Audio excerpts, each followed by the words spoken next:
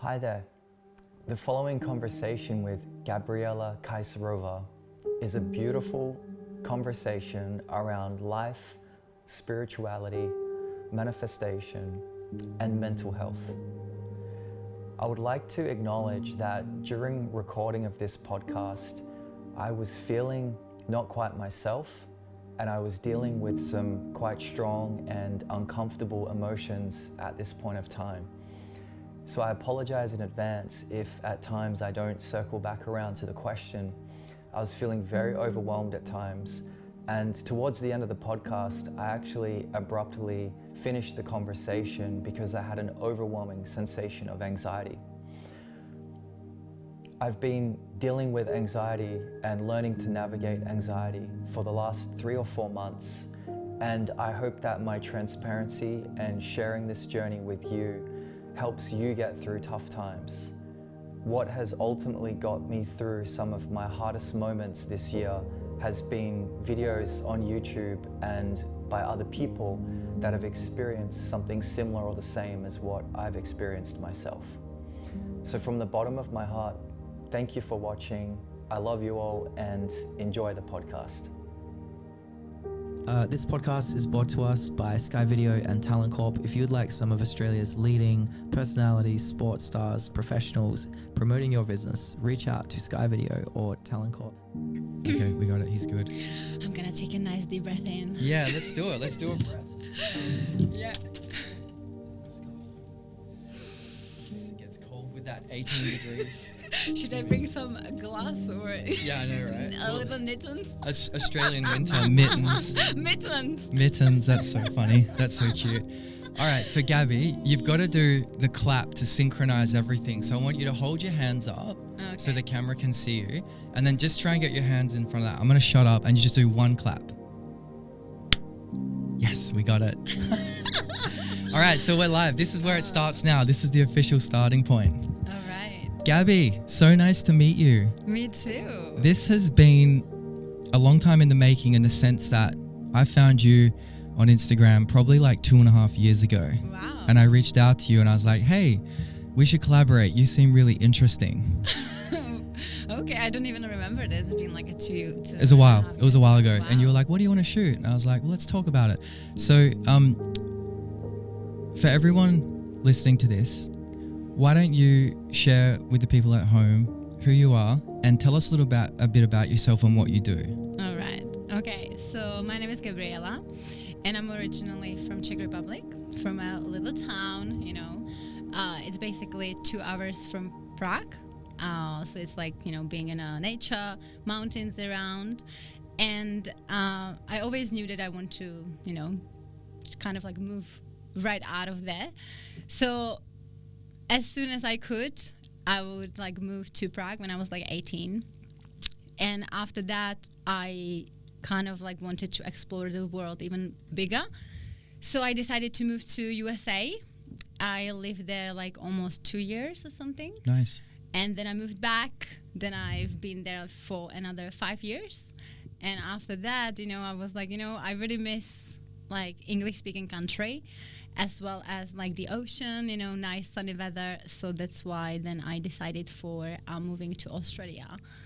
So yeah, so that's kind of like, very slowly like saying how I got from my country to here. And basically now what I do, I'm doing my coaching business, which is based on spirituality, manifestation, and energy healing. I've been doing that for the last 2 years. And yeah, so that's where I am right now. Amazing. That's fantastic. And that's what I really want to dive into today. So you said you're from Czech Republic. Are you kind of near Český Krumlov by any chance? No, I'm not. It's basically on the other side. The other side. Right. Okay, that's cool. I heard that town is really beautiful. It's very popular. Yeah, definitely. That's nice. Yeah. That's nice. So your coaching business, you specialize in manifestation. I feel that there's a spiritual element to it as well. Yeah. Tell us how you've got into this. Okay, that's a very good question. So, basically I would say I was always into this like spirituality, energy, and let's say this woo-woo stuff. Yeah, right? I use that word, Right, woo-woo, the woo-woo. right? Yeah, I love it. I love it. Right, so that like this like, you know, little witchy woo-woo. Yeah. It was always my thing. But how I literally got into the manifestation, it's literally already almost 17 years ago.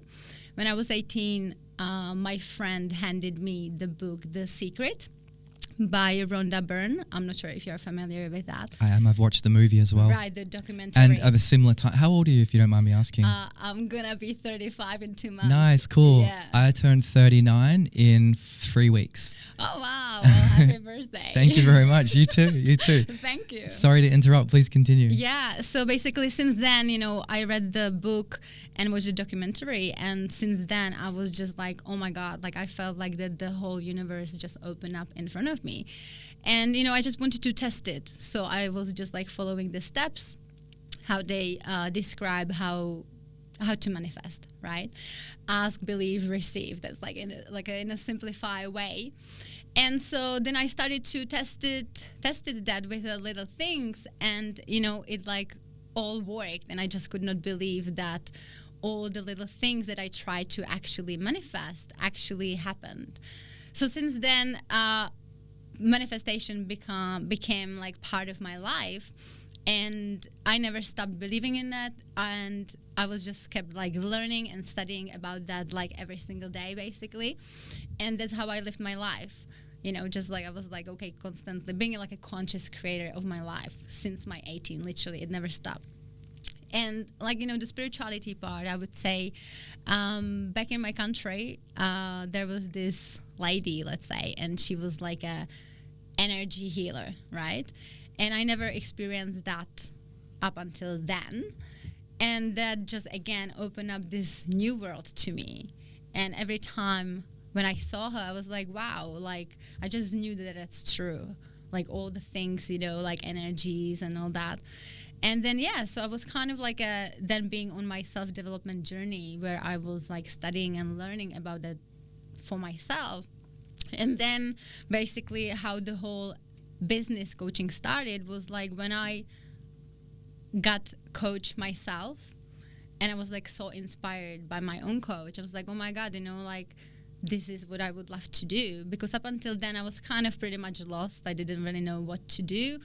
I've tried like so many different things and I just never settled. What did you try? What's some of the stuff you tried? Have you been to university or? No. I was like, that's the thing. Like I was never like, you know, I'm like, no. Always like I hated school. And it's like kind of like now I'm kind of laughing because basically now I'm just keep studying. You know, I hated sitting in school and studying something that I'm like not very interested algebra and oh my God. things that just don't make any relevance or sense. Exactly, Okay. you know, and sitting there, and it was just like a freaking nightmare for me. So it was not really interest of mine. If anything, I just wanted to kind of explore the world, you know, and like, you know, just like learn English and travel the world. So it was not really my interest, but then since I started to learning more about manifestation and spirituality, I'm just keep taking like course after another course. So basically now I'm like kind of almost like a back to school where Nice. now I'm like, you know, studying everything because I'm obsessed by that and I love studying that. And so basically then I was inspired by my coach, and then I found this course about manifestation, and I had no idea that you can actually be a manifestation coach, because especially even from the place where I'm coming from, like my country, you know, I would say especially my family, and I would say even like the whole society there, they are not really like spiritual and open to these kind of things, like the woo-woo things, right? Manifestation, spirituality, it's really kind of like out there. People don't like they don't like to talk about it and stuff. So when I discovered that there are other coaches who are actually doing manifestation, I was like, oh my God, this is literally like my dream job, because that's something that I've been studying my whole life. So what year did this kind of come about? When did you discover that you could do this as a career? Roughly. Yeah, like three years ago. Wow. Okay. That's cool. So you said you watched The Secret 17 years ago. Yeah. So then fast forward the clock all that time, 13, 14 years, and now you've figured out you can do this as an actual career. Okay, that's amazing. Yeah, I was like pretty amazed. I was like, it was like a mind blowing to me, literally, because me being so fascinated by that my whole life, you know, I was just like always obsessed by that. And I'm like, oh my gosh, wait a minute, you can do this as a work, as your job? I was like, I could not even believe in that, to be honest, you know. And then, you know, because of course, like the spirituality is a big part of that for me as well. So it's not just like manifestation, because my business is not just like how to manifest the dream life from, let's say, superficial perspective, like not just to manifest the materialistic things, let's say. For me, you know, I really do the inner work part, which is connection with your true self and how to be happy, how to find your inner peace from within. So it's kind of like a combination of manifestation and healing. Yeah. So, yeah. This is interesting. I really now want to start going down into this. So to add a little bit of context, I watched The Secret similar time, like 17, 18 years ago. I've always been somewhat into Buddhism and spirituality. However, I would always kind of observe other people that were way more into it. And I was like, oh yeah, like they're way into it more than me, but I believe in it. And I've always believed in this like universal energy for sure. And I've had different times in my life where I've felt that I've been in a flow state and things are really working. I've also been out of a flow state where the universe has come along and just cut me down because I wasn't listening. And it's like, Cam, you got to fucking move. You got to move, right? And then pure coincidence to us now catching up and talking and meeting in real life, I believe I went through a significant ascension and spiritual awakening about 2 months ago. And what I've come to learn now by going deeper into this, with manifestation, a lot of people I feel focus on the end result. Right? Because so many people in society, like we're only here for a short amount of time, 80, 90 years if you're lucky. And we live in a society, most of us, where you need money. We're in Sydney here, which is a very expensive city. A trip to the grocery store will cost you anywhere from $80 to $300. And that's a trip you're making every 1, 2 or 3 days. Right. So, you know, people need money to survive. And then there's the whole luxury side of things. You know, people want to have a comfortable life. Of course, everyone's got different expectations. Everyone's got different goals and dreams and visions. However, I'm sure people that are listening to this podcast at home who are like, yeah, I want to continue to manifest more. Can you explain to us how you start to separate the outcome with the journey? And what advice would you give to someone that's new to wanting to manifest? Okay, yeah, great question. So, you know, basically everything is energy in the universe, right? So we manifest from who we are being energetically. And that's where the inner work comes in. Because basically all your limiting beliefs are in your subconscious mind, and that's energy. Are they in your conscious mind as well? Of course, but it's only 5%. So basically, you operating from your subconscious mind, which is running like by 95%, and only 5% is conscious. So knowing this is like, okay, well, what are my subconscious limiting beliefs? And subconscious means that you don't know about them. Yes. And the subconscious mind is mostly developed between 0 to 7 years old. So your brain is like a sponge and you're just observing everything. And it's not just like your own, it's like from everyone, your caretakers, everyone, you know, the environment that you lived in. You're just absorbing everything, like other people's energies and beliefs. And you just like, you know, suddenly embody these beliefs, but they were never yours. So basically then, and then of course it continues. It's like the most intense. It's like programmed between 0 to 7 years old, but then it continues, and they say it kind of ends between 21 to 25 because that's when the brain gets like fully developed. And so then, and then you just continue basically running your adult life, running based on all these limiting beliefs that were developed as a child. And that's why I also do part of my coaching and healing, inner child healing, which is coming back and rediscovering the limiting beliefs, where it came from, and kind of like do the process of transformation and healing, and then implement the new, more empowering beliefs, because everything is energy. So just an example, if you try to manifest a car, just an example, right? Great example. Right. Everyone wants a car at one point in their lives, right? Okay, so, well, if you want to just follow the steps in the manifestations, as you were asking, okay, for someone who is not familiar with the manifestation at all, the law of attraction, so it's basically you attract what you believe. Right? So basically what you think, everything in your mind will be projected in your outside world. So it's like from an inside out rather than the other way around. And so you basically have to ask first, you have to have intention, what do you want? And then, it's also about co-creation with the universe. So, and that's the belief in the higher power, that there is something greater, let's say, but we are part of that, So it's like kind of like you're part of the great power. But if you don't know it, you can't connect to it. And that's why people are stuck, because if you don't truly believe in it, you can't ever use it. Right. And that's the whole journey about finding who you truly are, connect with this power within, and then become a conscious creator of your life. But anyway, so first you set up intention, right? What do you want? So you basically ask, that's the asking part. Step 1, set up the intention, ask for what you want to manifest. And then you need to have the belief. But it's not like, and then they say, okay, like, let's have an affirmation. Okay, I'm manifesting, I'm welcoming, like, new car into my life. However, if that affirmation not going to be in alignment with your true belief, it will never happen. And you can be, like, saying the affirmation all day long, every single day for 2 years. It will never happen if you actually truly don't believe in that. Now we're getting to the juicy part. Right. And that's where, the transformation of the limiting beliefs comes in. So it's like, okay, well, what is your actual belief? It's like, well, maybe someone is not believing that they deserve to have that car, or... Excuse me.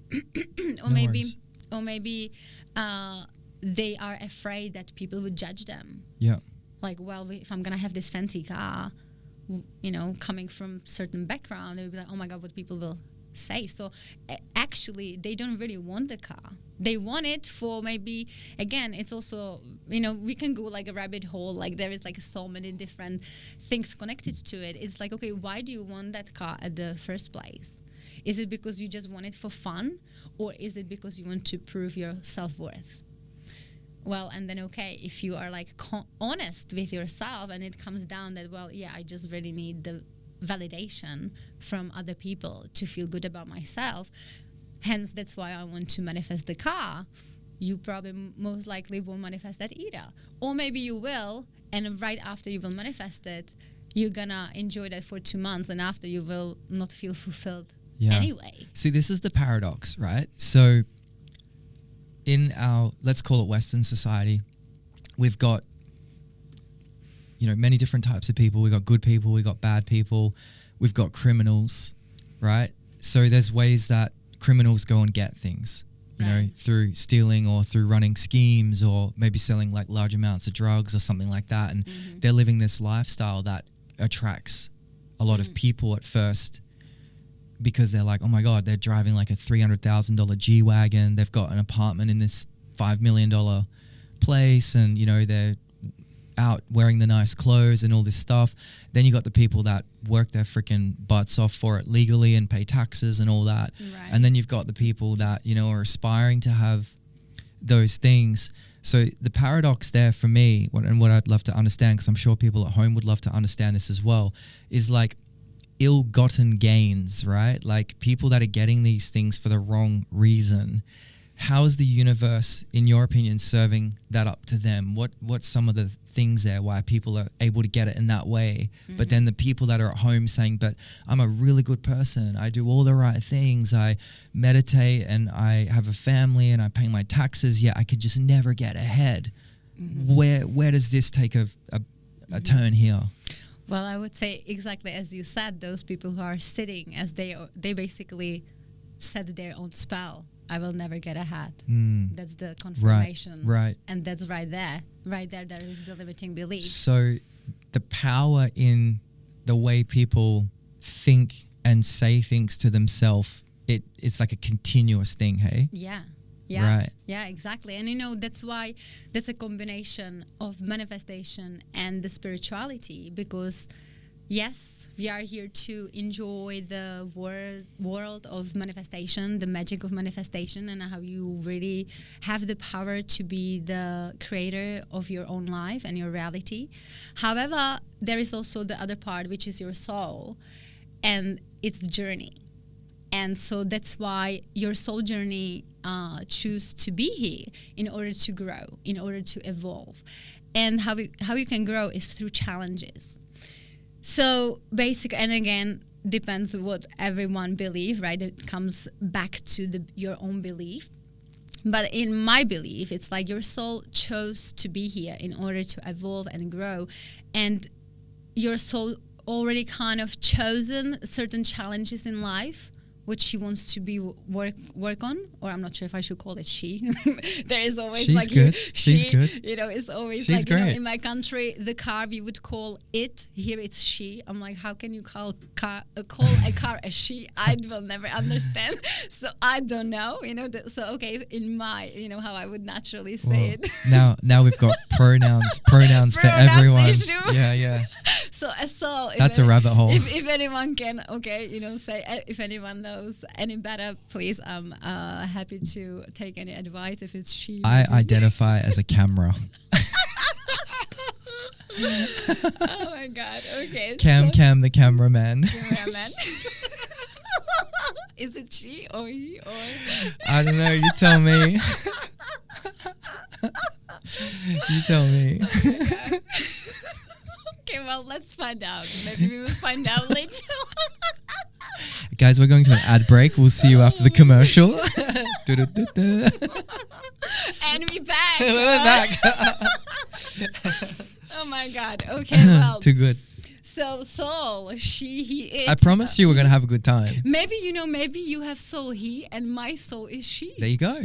You know, it's like. Look at our incarnations. You know, so. I think that's pretty accurate. I think you're onto something. I mean, I've been told or like learned that the soul doesn't have a gender. But for the sake of easy conversation, a soul doesn't have a gender, but but then when it comes down for its human experience, it chooses a gender for this round. Yeah. Because soul is just energy. Yeah, right.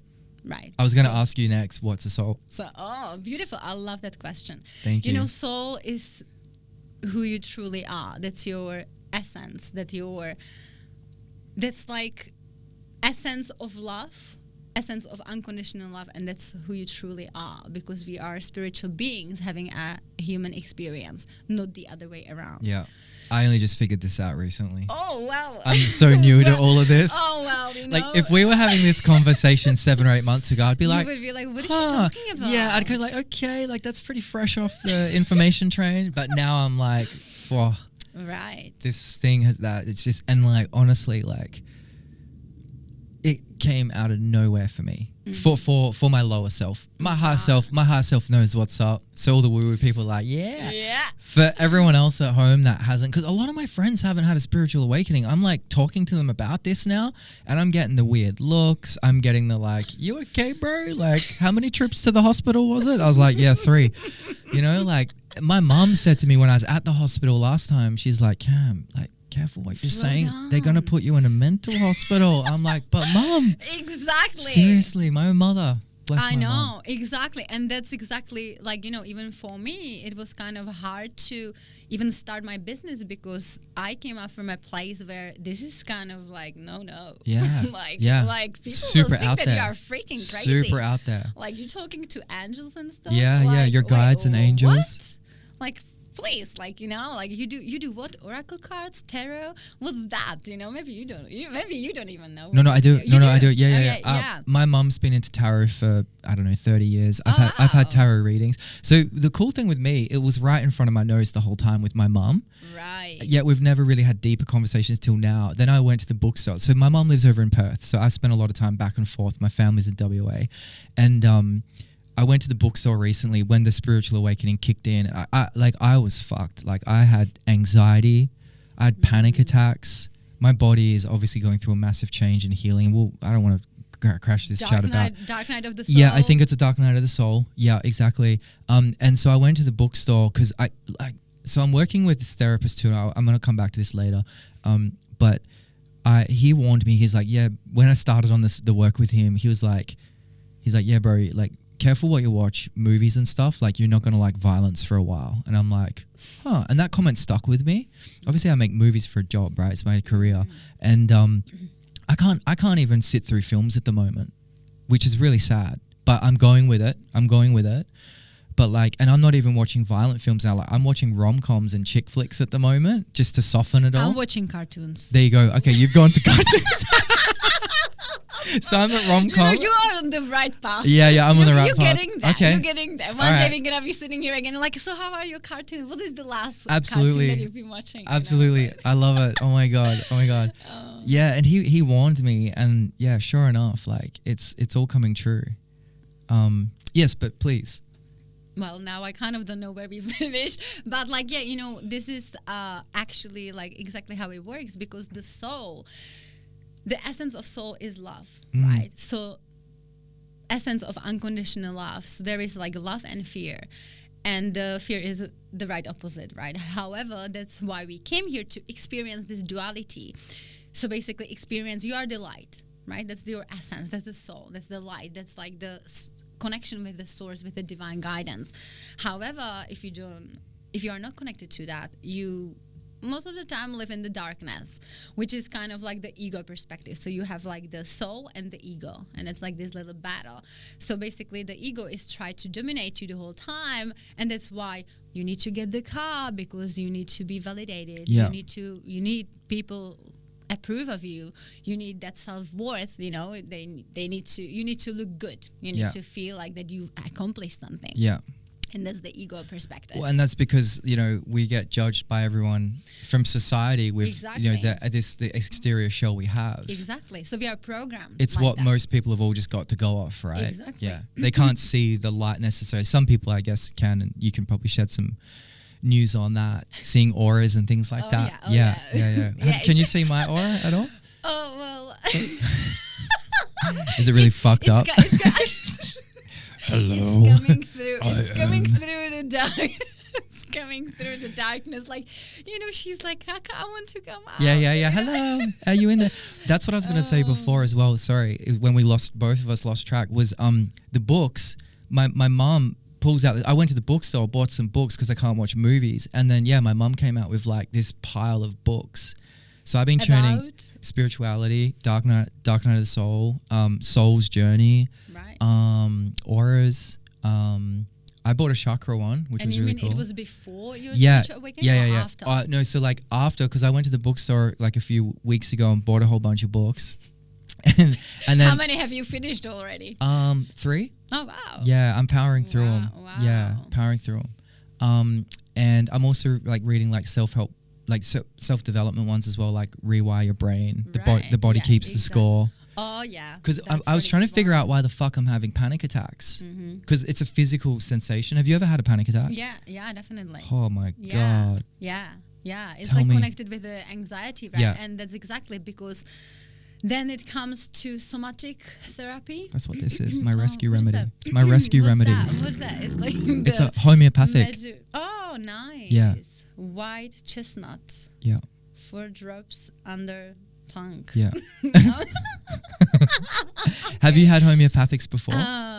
No. Okay. I don't think I have. When I was 21, I dated a Serbian woman for about 5 years. Right. She was a bit older than me. She was a naturopath, or she is a naturopath.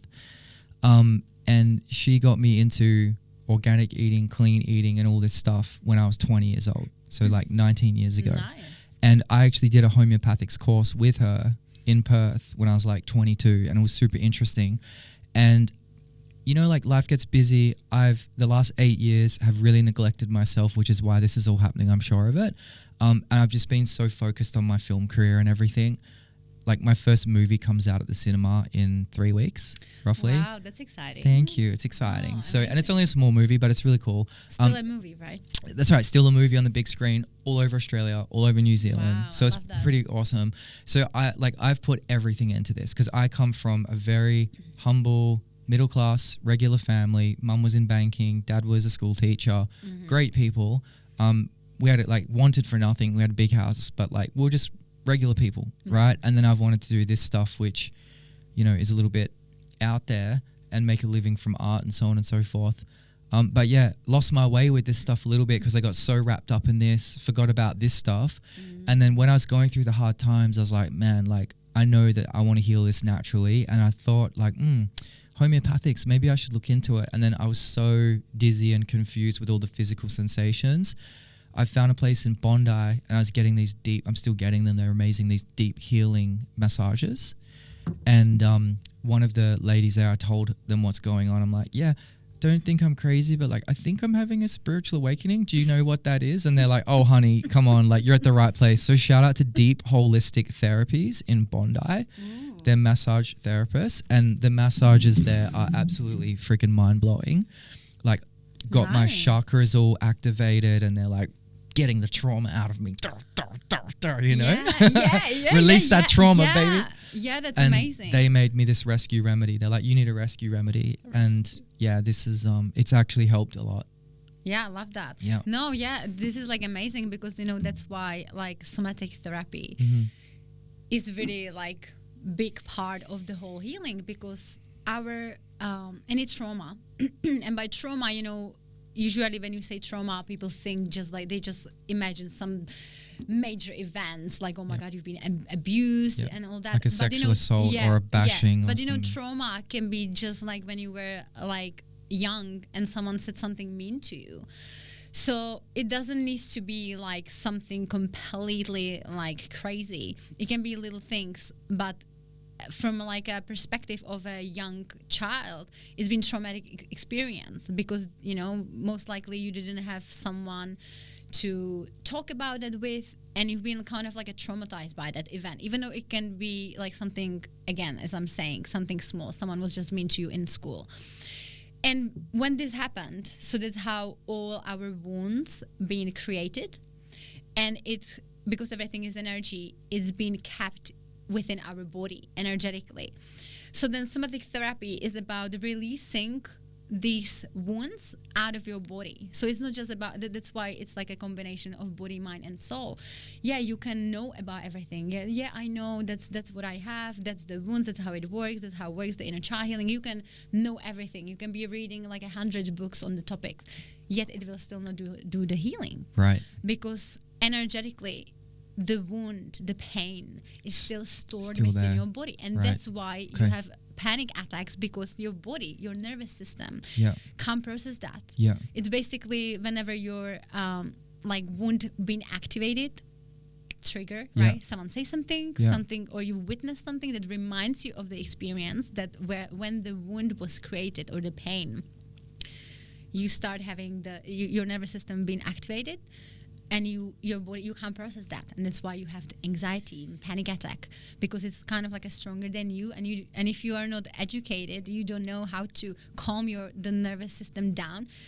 You go crazy. Yeah, you can't do anything. The physical sensations of the symptoms are so strong. Like I thought I was having a heart attack. Yeah. I had these pains through my chest, like.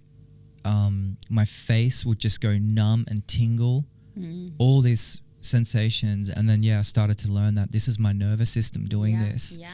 And it really messes with your psyche in the sense of like, you don't know what's going on. I'm 39. I'm starting to wonder, like, am I, a heart risk kind of thing, all of this stuff. So it's pretty wild. Yeah, exactly. And then, that's good that you are educating yourself. Yeah. Because people who don't, let's say just a scenario. Yeah, sure. If they would be experiencing this and they put the thought in their mind, oh my God, what if I have some heart problems? Ooh.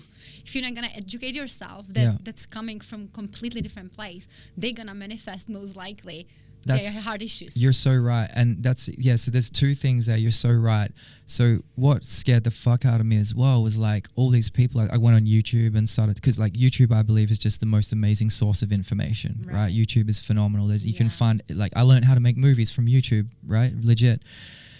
And there's some really great channels about how to manage anxiety. And some of the people that have set these channels up, they had anxiety or dealt with health anxiety for 5 years. And I'm like, fuck that. This is debilitating. I'm not going to live with this for 5 years. Right. So then I started to learn about it. And our amygdala, which is the tiny little bit in the brain, you know the amygdala, right? Yeah. So for those people at home that don't know, our amygdala is like our caveman monkey brain that gets super stressed out and then starts telling the rest of our brain and nervous system, you know, our vagus nerve and our sympathetic nervous system, that there's a tiger or there's a threat, you know. Survival mode, fight or flight. And then the body starts to react to that. Yet, you know, I was in my room watching Netflix, or I was walking down the street and, you know, or on a work call. I was on a work call once and I called an ambulance because my heart just went tachycardia. And it was so crazy. Yeah. So crazy.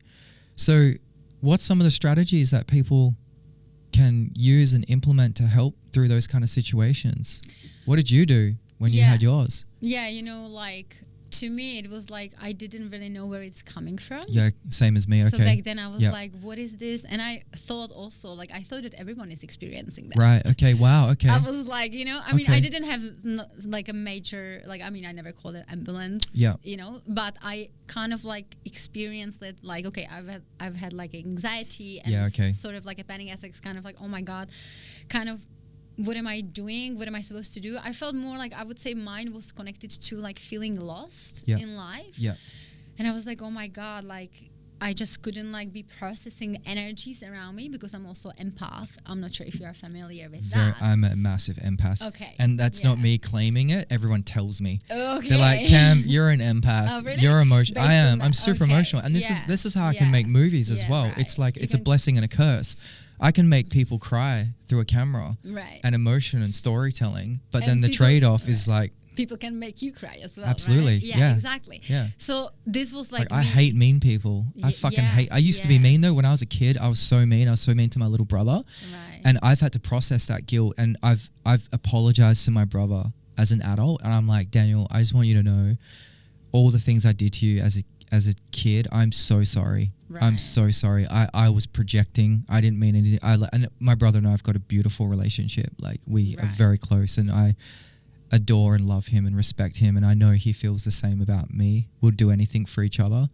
But there was a big process of me forgiving myself and apologizing to him for that. Yeah. But like now I'm like, I can't be around mean people. Meanness has no space in my life whatsoever. Exactly. And you know, I know some of the world operates like that. I just can't do it. I don't want to. Exactly. Fuck that. Yeah. So that's why and I didn't know what's going on. I never, you know, like I didn't come from a family where we would be speaking about these things, or I didn't even have people around me who probably like people in my country, they don't even know what empath means. Right. They're like, what do you mean? Like, you know, like it's kind of, it's like highly sensitive people, right? It's like you just can feel other people's energies and you are sensitive to energies. That's why you don't like violence. You don't like scary movies, because you can so intensely feel it, like that you are living it literally. Of course, like it's kind of part of that's purpose of the movie. So they will get you into the moment that you are living it as well. But doing that as an empath, you can like make it times 10, 100, that level of emotions that you can feel, right? So if someone is mean, you're like, oh my God, like I can't take it, because your soul is like too sensitive. And I would say my anxiety used to be coming from this, and I didn't know. So I was around people, I was like, oh my God, I'm having like a freaking panic attack, because I didn't know how to regulate like my own energy, and I didn't know that I'm reading all other people's energy. So it was like overwhelming, and I was like panicking, right? So that's where I was coming from. That's full on. Yeah. And you because you didn't know. Yeah. You were just thinking to yourself like, what's happening here? What's going on? Yeah. And then you're trying to control it, right? Yeah. I imagine. Yeah. Did well, you? Did you try to control it? Yeah, you know, to me, I was like, I thought for some reason, like, I was like, oh, maybe other people experience the same way. Yeah. But then I was kind of actually like, you know, when I was talking to friends and they were like feeling just okay being around other people, you know, or in certain situations, I was like, oh, okay, so it's just me. I was like, wow. why am I feeling this way? You know, Then I'm you like, feel wow. isolated. Yeah, I was definitely. I was like, you know what? Then you kind of start like avoiding certain situations and events because you're like, oh my god, I just can't be bothered because it's too much to handle. So you rather avoid that. Yeah, right? and then this is where the loop kicks in. Yeah, right. So this is exactly. why the people that experience anxiety get it on a loop, because a lot of the coping mechanisms that humans deploy to counteract anxiety actually ends up validating to the amygdala, hey, that is a scary situation. Yeah. We're not going to go to it anymore. So then the amygdala goes, oh, we're avoiding those ones now. Yeah, I was right. I made the right decision. Bump, bump, fire or fight, fire or flight. So you've got to break it. So you've got to actually go and do the things within reason, of course, that you feel anxious towards. So the amygdala knows that, no, this is normal. You have to normalize those situations. And that is a process. That is a huge process to go through. And that's where the time comes into it, I believe, for getting out of the anxiety. For me, like, I've had to back my training down. I've lost quite a bit of weight. I've lost a lot of muscle. I haven't been able to do any real physical exercise, and exercise is good for it. However, my chest pain was so bad and my chest was so tight. Right. It was like it was going to explode, you know? So I've had to let everything simmer down and calm down. I've had to do the things that were triggering the anxiety and push through them safely and gently, just to let my lower brain know that we're okay. Right. We're okay. And then the daily routines of the meditation, the homeopathics, the, you know, just getting off the cell phone, getting like 8 hours sleep properly, 9 hours sleep, you know, really just letting the body rest. Right. Yeah. So that pattern is Yeah. fascinating, what you're talking about. Yeah, definitely. Plus, you know, I would also say, I believe that we all have these wounds, let's say generational wounds, that maybe are coming from a past life. Yes. So, and you know, in past life. Past life regression. Past life regression, you know. We're going there. I was waiting for this. Right, I was waiting. Exactly. I had my first one. I had my first one 6 weeks ago, 7 weeks ago. Oh, wow. Yeah, I was stabbed. By the way, my name is Isabel. Oh, nice to meet you. Yeah, thank you. I'm from. You're so pretty. Thank you. I died in 1535, and I was stabbed by a lover. Oh. Yeah. Romeo and Juliet. Something like that. Yeah, I think I cheated on him or something, and he didn't like it. Oh. In England. Oh, wow. Yeah, in like an open market kind of area at night. We met up for a rendezvous. Wow. And I thought, yeah, I'm going to get lucky, you know, like Isabel, woohoo, woohoo. And my lover came along and went, bah, and stabbed me in the rib. And I bled out. Whoa. How many past life regressions have you done? You know, I mean, I don't know if I had, like, I mean, I've had some readings from she was actually doing, if I remember correctly, it was like back in my country. She was doing numerology, but, you know, she had this, you know, gifts to see the past, see the future kind of thing. And yeah, like she told me, it was, I don't even like I remember anything particular. Okay. But where I'm coming from, and something what I do remember, is like, you know, especially people who came here this lifetime to teach spirituality and all this, you know, soul journey, manifestation and all that, used to be very called witch. And witches were burned at the stake. Exactly, you know?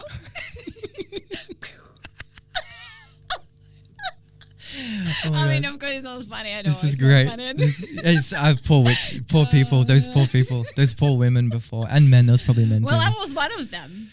So, you know, so that's why, like, is that what you believe you were? Yeah. That I was literally like my head was chopped. What is it called? Like cut? Guillotine. Yeah. French style. Because of you know, all the cute stuff. So wow.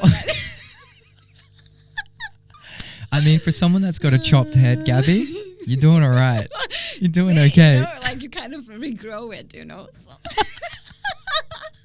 my God. You heard it here first, guys. So, so basically, yeah. Oh my gosh. I thought we just gonna, talk about manifestation and stuff. I didn't really know that Well, we we're gonna are. be talking about chopping hats and stuff. Uh, But, let's go with the flow, right? Let's go with the flow.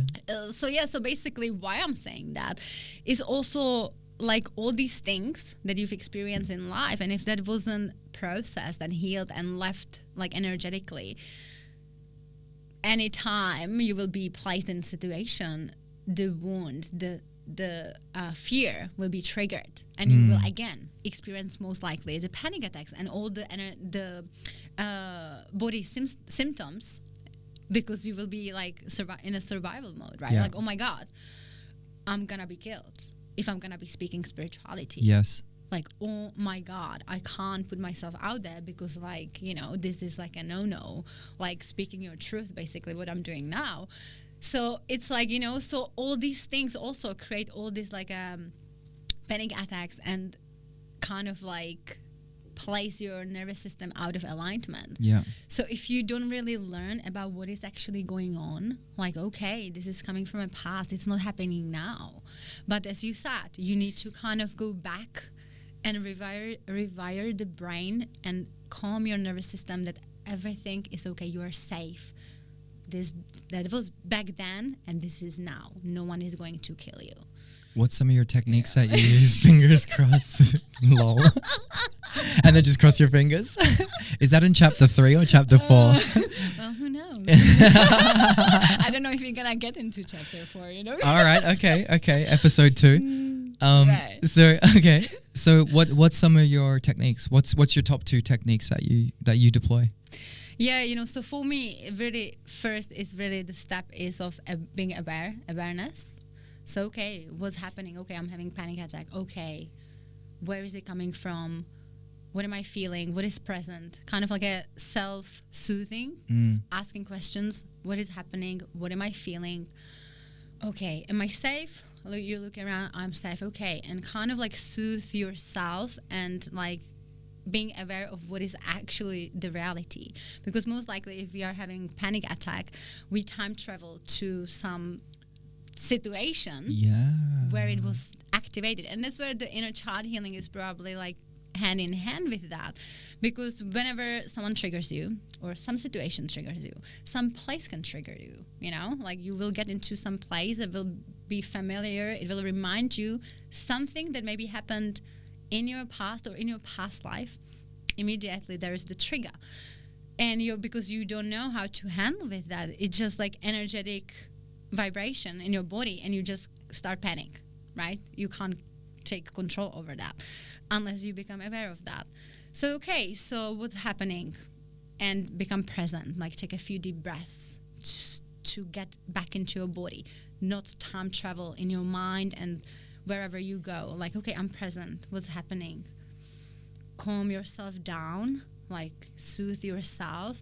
And it's also good, like, like the questions, like, what am I feeling? Okay, I feel like really scared and I'm panicked. I feel so anxious. That's okay. Like, so be curious to the feelings, to the emotions, because it's emotion that you're feeling, right? It's actually just emotion. Exactly. And which is fucking crazy. Exactly. Like, what? This is emotion doing this to me? That's wild. Yeah. It took me a while to wrap my head around that. Yeah, and they say that emotion to process emotion takes only 90 seconds.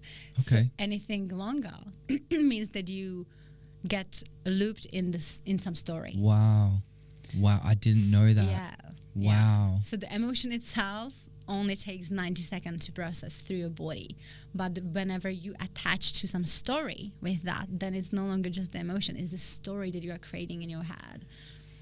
How long do you feel it can take a human that really devotes themselves to this kind of work to really purge out a lot of these stories and really clean themselves up or clear themselves up? I would really say this is a lifelong journey and individual journey, because everyone will have like a different level of how to handle and process all these things. And also, it comes down to your consistency and determination and really your intention. So someone who really wants to, like, it's their passion. Like, let's say that's basically where I would say I am. That's my passion. I love to do that. I constantly want to work on myself. I constantly want to be better version of myself. So to me, you know, every day there is the opportunity how to be a better version of myself, right? And how to heal and reprogram all these limiting beliefs and heal all those wounds. So, you know, it's a journey and not the destination. However, I would say once you do the kind of the biggest mess, then of course there will always be something that will be coming up, like a new things. Yeah. But I would say it just will become easier easier because you are already equipped with the skills how to navigate all those feelings. So yes, it doesn't mean that once you do all this kind of work that you will never be triggered again, that you will never feel pain, that you will never feel anxious. No, you will. But the length of that feeling of anxiety, feeling fearful, or, you know, whatever that may be, will be shorter and shorter because you will know how to navigate that. You got more tools in the toolkit. Exactly. Okay. Now, when we were texting, we brought up spiritual awakening a little bit. You said you've had multiple. Mm-hmm. What's some of your symptoms been? When do you feel you had your first one? Have you had a dark night of the soul? Walk me through it. Mm-hmm. Yeah. You know, I was actually thinking about this because it's like maybe kind of like strange, but I don't really remember having some like dark night of the soul. Somehow I feel that I've been always connected to the spirituality. It was like I always, like, even when I first met that energy lady, let's say back in my country, and whenever she said something, I didn't doubt it. I didn't have to find proof of it. I just knew that that's true. And I immediately connected to that, and it became part of my life. So it was not like that I would be living in this like, oh my God. I kind of always knew. I know it maybe sounds like really strange. However, not at all. However, I do remember once I had the session with this lady. It was like this moment, I remember it as it would be now. I was like standing in my living room, and I just felt this shift. Like I literally felt like that I changed dimensions. Yeah. So it was not like that I would be like, oh my God, who am I? But I just knew that I'm in a different space. And then when I went to visit her again, and I didn't tell her anything, and she told me, oh my God, like, because she could like read. So basically what she was doing, she can like tell you everything about you, you know, and she just knows. And she told me, oh my God, like, I can't believe how much you kind of evolved through just the one session that we had. Wow. And she told me that, and I was like, yeah, I don't know what it was. I don't know how that happened, but I literally even physically felt that it got through my whole body. Wow. And I just appeared in this kind of like a new universe, you know. I can't describe it by words. It's just like feeling that you just know that it just happened. That's so interesting. I feel that when I was about 30, I had a similar one. And I felt it's when I went from being completely asleep and oblivious to a little bit awake. And then I did some research on it. There's a really cool woman on YouTube. Her name's Christina. She's American, I believe. And she goes through a lot of the stages. Right. One of the things that she said is absolutely supporting what you've said, which is to say that there are a lot of souls coming down now that don't need to go through the whole process. They're already coming down at a certain ascension level with more light in their human form. Right. And then there's the multiple stages of the awakening, which is the initial kind of wake up. And then there is the big kick. And then that's where your dark night of the soul happens. Right. And then you have the bliss. And then after bliss, there is the void. Now, they're not linear. People can experience them in different ways. They can get triggered by different things, so on and so forth. And that's a lot of the learning I've kind of taken on board around that. So, yeah, that's cool. That's interesting. Yeah, definitely. Like, it's like, because I was thinking about it, I was like, wow, you know, spiritual awakening. Well, I don't remember having one as in the way as I know that most people have. Yeah. I'm like, I don't know how, but I kind of like always like, not like that I would know, but then like I always like met people who would just tell me things. Yeah. And that was like, they just like connected the dots. And I'm like, yeah, of course. Yeah. They just showed me and it was like, okay, I'm already like kind of there, but they just opened the door for me. Interesting. It's not like that I had to go through something to get there. However, then I had kind of like another spiritual awakening that I was mentioning. It was more like kind of like these possibilities, like in the, the manifestation and spirituality and all that. And I felt like I was kind of like a reborn, like a new version of myself, where I, just like expand to know even like a more about all this, spirituality, manifestation. And I'm just like, yeah, I already know. But I didn't go necessarily through the dark night of the soul, but yeah, so it was just like okay, wake up. It's like, oh, okay.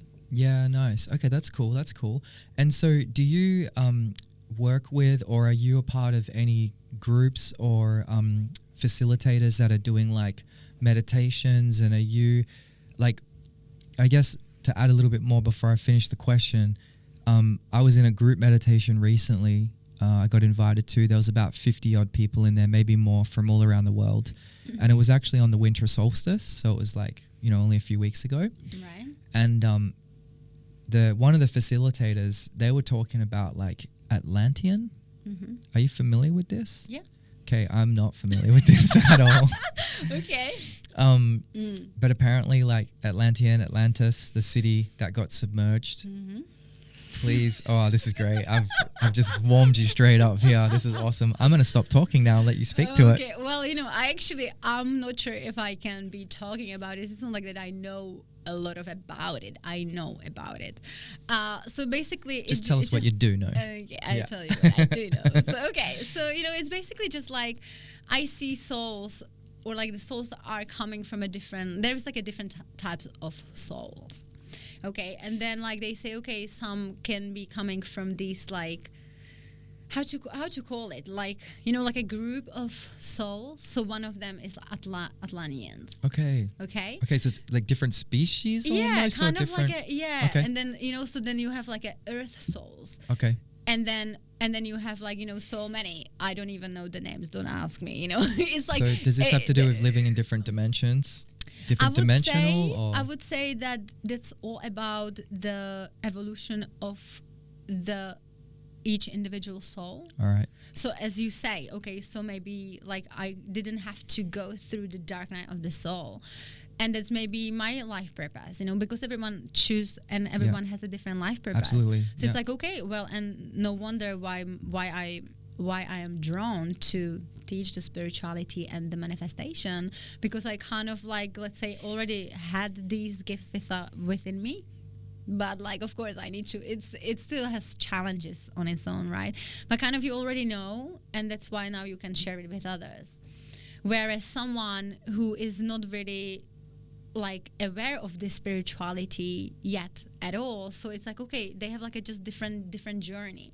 And then again, I'm not saying that from any like a hierarchy perspective, we are all like same. It's not a competitive, it's just it it's is what it is. Level. It's like just, when you go to the it school, it's like when you're in a first grade and in a university, do you say, oh, is the person in the university is a better person? Correct. No. Yeah. They just have a different level of wisdom and knowledge. Just different. Right? So it's different timing. So okay, this lifetime, this soul is already evolved and this soul isn't, but like time really doesn't exist, right? So yeah, exactly.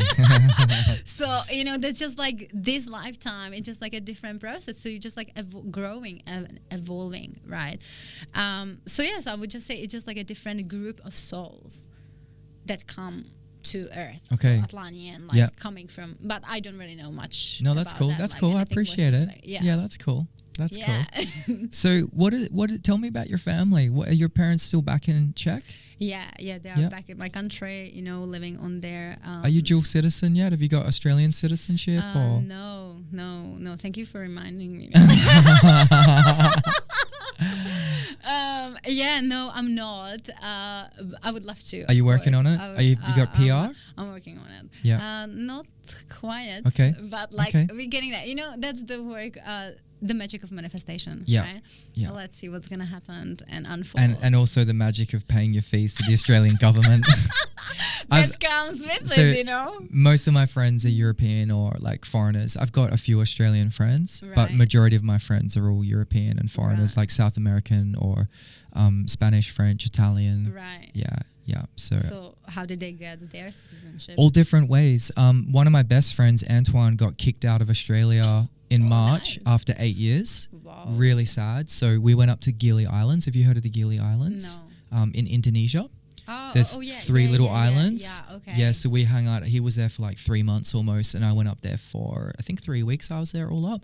It was amazing. It was such a great trip. I got my holiday tattooed. I'll show you. Oh, was that It's another my holiday. mushrooms? Another mushroom. No, this one's a cocktail. Oh wow! So you like mushrooms and cocktails? Yeah, what yeah, a good yeah. combo. Yeah. But I don't drink anymore. I've stopped drinking. Wow. Yeah. See, this is what spiritual awakening do Yeah. to you, right? Yeah, and anxiety and panic attacks. Yeah. Yeah. But right. mushrooms different. We'll talk about that later.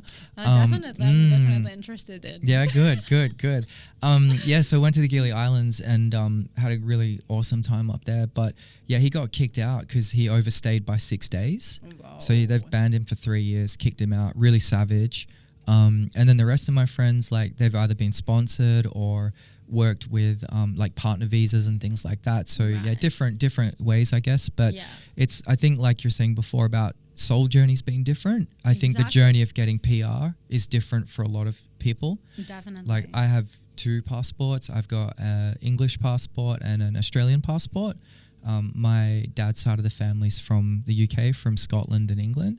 So Right. I was born dual citizen, you know, which is really lucky. you. Yeah, it's really lucky. Lucky you. It was even better before Brexit. Brexit kind of screwed it up because they were in the EU before. Right. So I could have gone anywhere in the EU. I can still work in some places. Like I can work and live in France for 6 months, which is pretty cool. So I still do. It's the UK passport's way more powerful than the Australian passport, Yeah. but it's not as powerful as it was a few years ago, Right. which sucks. And yeah, so you were in America for a while as well. Yes, I have. Yeah, cool. Did you like America? You know, like I did and I didn't at the same time. I don't know. Like now when I even like reflecting back, Yeah. I would say like speaking energetically, Yeah. I didn't really feel the vibe Okay. with people What for city? some reason. What city? First, I was in a few places. I lived in California, Yeah. Sacramento. Yeah, cool. I Mali- got friends in Mali- Sacramento. Alright, Yeah, nice. yeah. Then Malibu, and then I actually moved to Arizona. It was Wow. hot. Sedona? Did you go to Sedona by any chance? Or I'm not. I probably didn't, and I Okay. regret that. I would love to Yeah, go. Sedona It's would a be your vibe. beautiful, yeah, beautiful. a lot of hippies there, a lot of energy. Oh, Yeah, you know, I wasn't really into this back then. the woo woo. I wasn't actually. I've been into manifestation like a Yeah. big time, but Yeah. not as much as the spirituality. It kind of came later. But yeah, like I was definitely like, you know, all about manifestation. And Yeah. I must say in America, people are much more open I to agree. the law of I agree. attraction. That's why I felt much more relaxed and I was like, oh my God, I love being there. Yeah. As well as here, I would say here in Australia, people are a little bit more open to it than when I compare it back to my country, because back in my country, people are more like closed off, you know, closed-minded. They are not very open to it. They really are like judgmental to these things. Yeah. So that's why here I feel like, you know, I feel like more like home, Yeah. because I can kind of like doing what I love can be to yourself. do. Yes, You exactly. can be yourself. And not freaking out what, Yeah. you know, like maybe I'm sure some people will always, you know, coming out of place of judgment, but like it's the overall energy is just so different. Absolutely, and like, you know, life is by design for most people, and most people don't realize it. And it's not easy either. Like, I got into the film industry 8 years ago, flipped my whole life upside down. In the last 8 years, it's been really hard. It's been tough. Like, I'm not going to lie, like trying to make a living as an artist is not easy. And I didn't have any connections. I didn't know anyone in the industry. It's taken years to build up all the connections that I've got. And that is the reality of an artist. And a lot of artists that I look up to, they have the same story. They're like, yeah, see you in 15 years, bro. Like when you want to actually make any money, like see you in 15, you got 15 years of grinding to do. Right. You know, yet we live in this day and age where everything's instantaneous. We want instant gratification, but there's a beauty in the journey Of course. of what I've gone through, and Exactly. I'm still rolling with it. I'm lucky, like my business partner who you met before, Reese, we've teamed up, and you know, we've been through fucking hell together with certain things, right? And it's all learning, and we've got big ambitions, and we're trying to do big stuff when big stuff takes time, you know? Exactly. But I think that life is by design, and like it seems from the little bit I know you that you are very motivated and you're very talented. We haven't even talked about your art yet, which I want to come into. But you know, you've designed your life, and I did similar. I left my home city, and when you leave your home city, it's an opportunity to reinvent yourself. Right. You can be anyone who you want to be. Once you leave your hometown, see you guys, all of those stories stay there. And you can consciously choose whether you're going to bring the baggage with you or if you leave it there. And I spent 18 months on and off in America, and that's where I got really into the film stuff. Came back to Australia, and I was like, I'm fucking doing it. Left my career of designing homes behind and reinvented my whole self. And I moved to Melbourne before I came to Sydney. And Melbourne was a clean slate. No one knew me.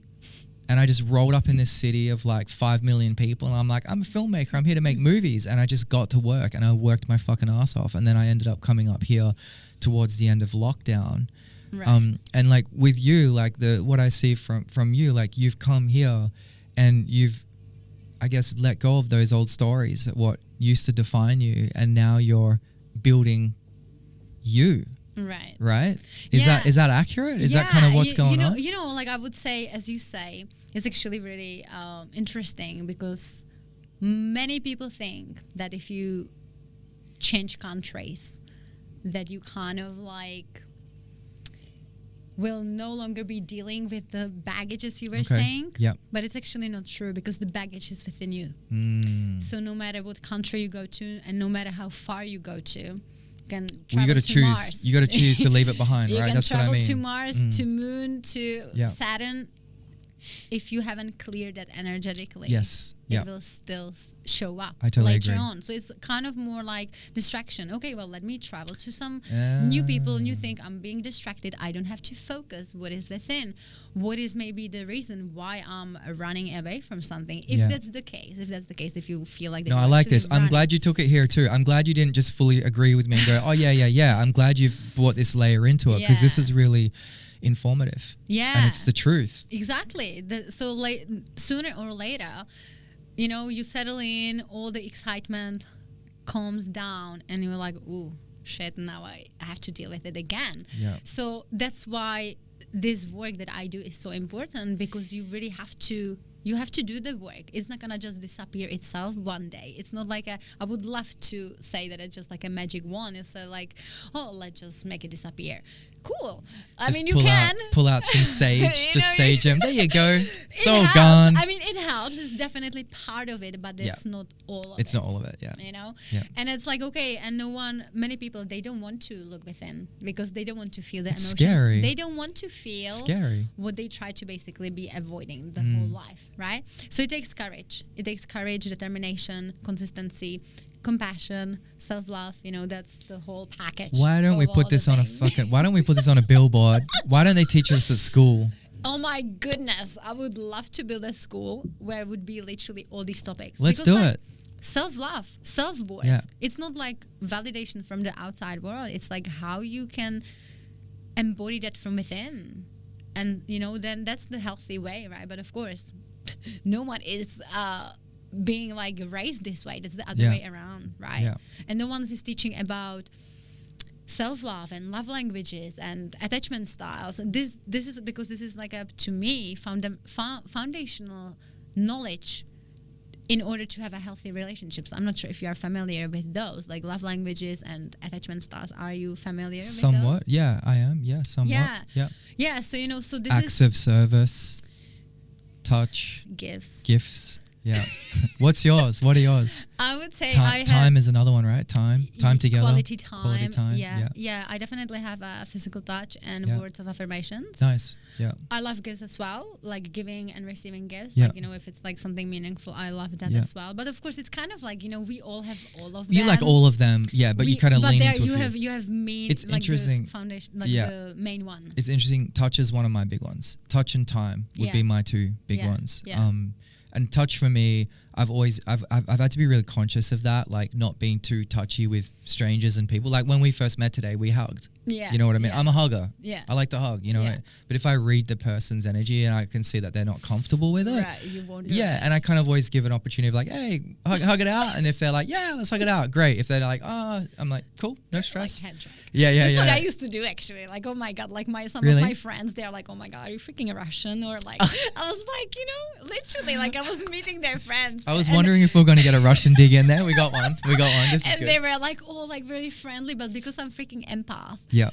And I was kind of at that stage, I was kind of still kind of like not paranoid, but like kind of like really protective of my own energy. I was like, oh my God, like I don't want to like bring on your energy or mine, Cleansing. I was like sage. carrying my crystals and Palo Santo in a Palo Santo. like, oh my God, give me a second, like, like. What is she doing? But so basically what I was doing, I was a little bit like, taking the step back. And when I met like some new friends of my friends, and, they hug, they are just like, French, Spanish, they are very friendly. Yes. And I was like, hello, like, he's like, oh my God, like is she a Russian? Like, what's going on? Like, I was like, oh my God, I felt like, but I felt it, I was like, oh, maybe I could be a little bit more friendly. Yeah. But, now, because now I know how to, like, work with my energy and how to all that, so I have no problem with that. However, if there's gonna be a person that I'm like, yeah, I'm not hugging that, just like, I'm like, nope, it's a no for me. It's a no. It's a no. So, but yeah, you have to be smart about it. Yeah. Yeah, totally. So what was family life for you like then? What was it like growing up at home? Yeah, like for me, so as I was saying, we grew up like in a like small town, and for me, I always felt like I want something bigger, know. So I grew up in a like mountains, so I was skiing a lot. Nice. And all that.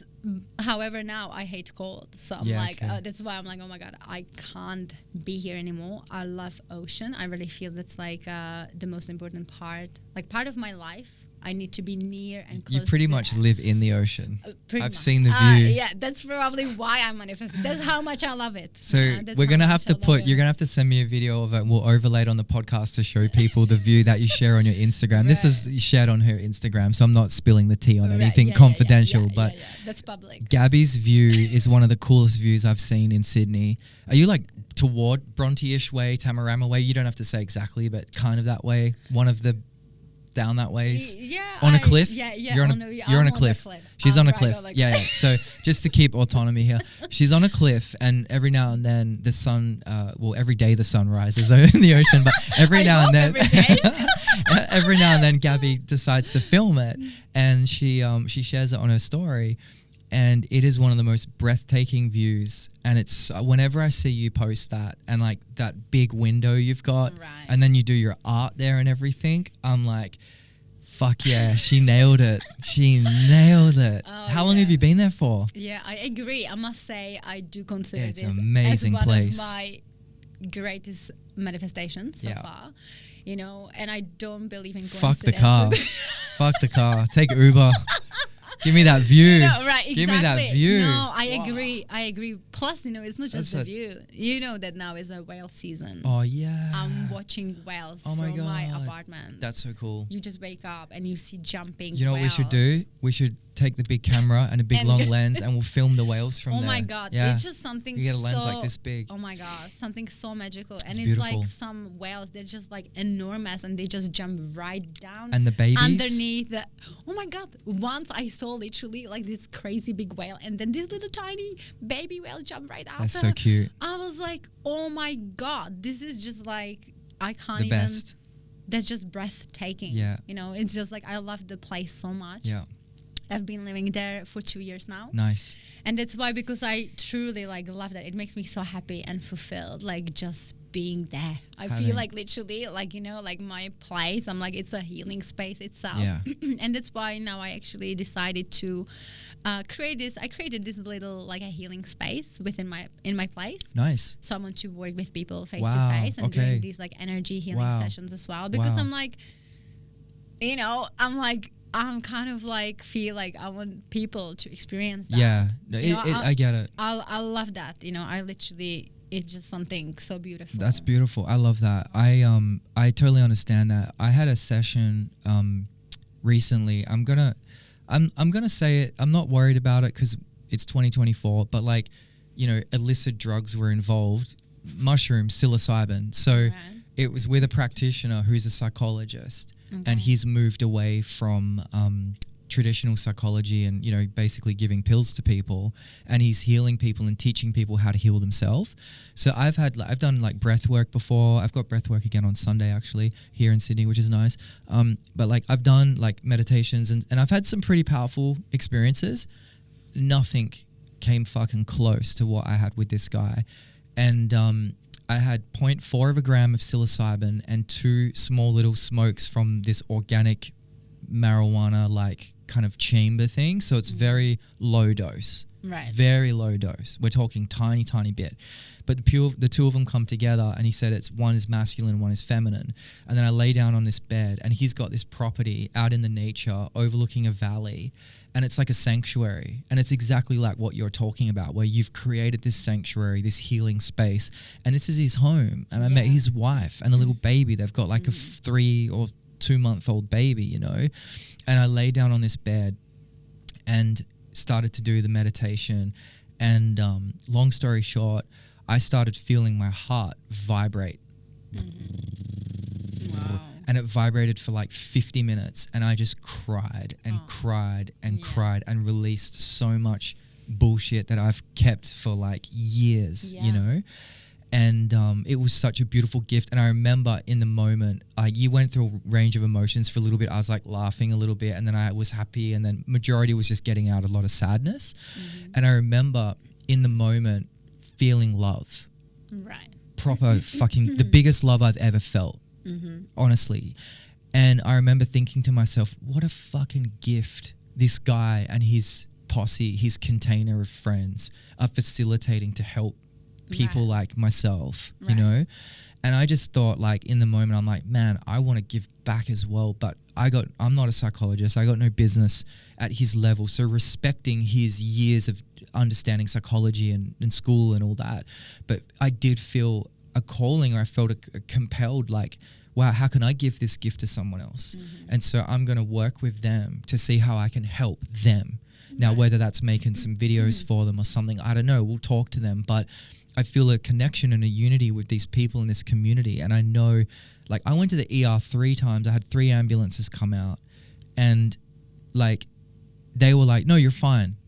I'm like, I'm not fucking fine, dude. My heart is beating. My heart rate was at 160 BPM. My blood pressure was super high. I was having physical sensations. I felt dizzy. I could barely walk. That's not fine. And the Western medicine's going, you're fine. Yet these guys are like, yo, come here. Come here. Exactly. We got you. Exactly. You're safe. You're okay. You're going to be okay. I've met other people that have been through this. Don't worry. La, la, la, la, la. But they're not babying you. They're actually then empowering you that you're going to go through this. You're going to be all right. And we're going to teach you how to start looking after yourself and passing on the baton. Exactly. And that's what you do. And that's why I was so keen to talk to you. Yeah. Because I could see it. Yeah, exactly. And it's fucking amazing, Gabby. You should be so proud of yourself. Oh, thank you. What you do is really special. Oh, thank you. Really Yeah, special. I do find it special because, I've been through that myself. It's not just like that one day I just like decided, oh, let's just study this, It's just, of course, like through my life, I'm like, I kind of had to experience certain challenges that then I had this wake-up call and it got me here, right? So it's just like you've been there and now you see the light and now you kind of want to share the light with others. Well, of course, as I was saying, it's a lifelong journey. You know, I don't think like, you know, once you even like experience all that or been through a certain amount of healings, it's not an ending point. You know, every day can be actually a starting point to learn something new, right? But yeah, so I love doing this and love sharing this as well because it's my passion, you know, and I'm like also like so happy that I discovered this, and I would never have if I wouldn't go through my own like challenges in life as well, you know. What are some of your challenges? Are you happy to speak to some of them? Yeah, definitely. You know, like I would say my biggest challenge was really feeling lost in life and not knowing my direction. So basically, I was just like, as I was telling you in the beginning, I just didn't know what to do. Like, okay, where should I be doing this or that? You know, I've tried like so many different things. And when I looked on people around me, they kind of always knew what they want to do, and that's what they were doing. Like, you know, my sister, she just knew she's gonna be an architect, and she's an architect. She's been doing that her whole life, you know, since her, like, she was just like always doing this. They always had like this clear direction, and I was so lost, and I'm like, oh my God, I don't know what to do, what I came here to do, what is my life purpose. And how did that make you feel? That's when the anxiety, panic attacks came in, because I felt like so lost, because I was like disconnected from myself. I was just like always trying to find that outside of the world, and I didn't look within. And that's where my anxiety were coming from the disconnection from my soul, from myself. And I was like, I don't understand. Me being an empath means that you are constantly focusing on other people's energies, like, you know, trying to like control if everything is okay to make yourself safe. And so learning this, like, you know, it was just like, okay. And then, you know, going through some challenging relationships, you know, where it was like pretty toxic, because you being an empath, you know, you kind of always like attract the opposite of that. Narcissist. Right. Yep. Ding, ding, ding. You know. Round one. Fight. Exactly. You know, so I had a few rounds of those. Yeah. And yeah, you know, and then one day you just like, oh my God, like I can't be living like this anymore, you know, because but that's the thing. If you don't really know yourself, if you don't know who you truly are, you don't have direction, you are just like lost, and you are just basically living there with someone who has sort of like a control over you. That's what narcissists do, right? Yeah, very. But you're in an illusion, because you actually think that you have the biggest love, you know, under the sky. So it was just like a wake-up call, and that's why I like found my first coach. And that's why I was like, wow, you know what, when I had a first session with her, or second, I was like, you know what, I feel like this is what you do. This is exactly what I kind of always wanted to be doing. Even I never was even thinking about it. It was kind of like this spark that ignite within me, like watching her, what she's doing, and I'm like, oh my God, I want to be doing this. Yeah. And then, you know, where's she based? Sorry to cut you off. She's actually from USA. Okay, cool. Yeah, in Florida. Okay, nice. So yeah, so, you know, I started having sessions with her, and she, you know, taught me about the narcissist and being empath, energy, and all that, spirituality. And then it just was kind of like then it just kept going, where I started to learn more about it. And I'm like, oh my God, this is what I want to be doing. Yeah. So that's why I started to do all my courses, all my trainings, energy healing, Reiki, chakras, spirituality, manifestation, you name it, right? Like love languages, self-love, self-worth. And yeah, it became my passion. And I was like, for first time, I'm like, I know that I'm on the right direction, you know? So for me, it was really like finding my life purpose. And I was feeling lost because I didn't know what my life purpose was. Yeah. So yeah, but I would never get there if I wouldn't go through these challenges within my relationships and feeling completely lost. So now I'm like, basically, you know, I'm like, I healed from there, and now, you know, following the light. Amazing, amazing. Yeah. Gabby, we're going to take a very small break. Right. And then we're going to come back and we're going to talk about your art. Okay, sounds good. Yeah, and this episode is brought to us by Talent Corp and Sky Video. We'd just like to say a massive thank you to our sponsors. If you'd like to have amazing talent for your business or brand as an ambassador, reach out to Talent Corp or Sky Video. And thank you for listening to the podcast. We'll be back in a second.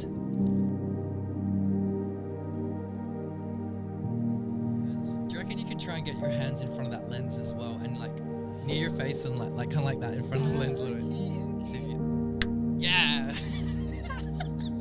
The clap's the best part. Oh, so I can clap. Yeah, you're a professional film producer now. Have you done anything in film or modeling before? Modeling, yes. Filming, no. Okay. Yeah. What did you pursue in America? What were you trying to do in the States? Was that to pursue modeling or something, or?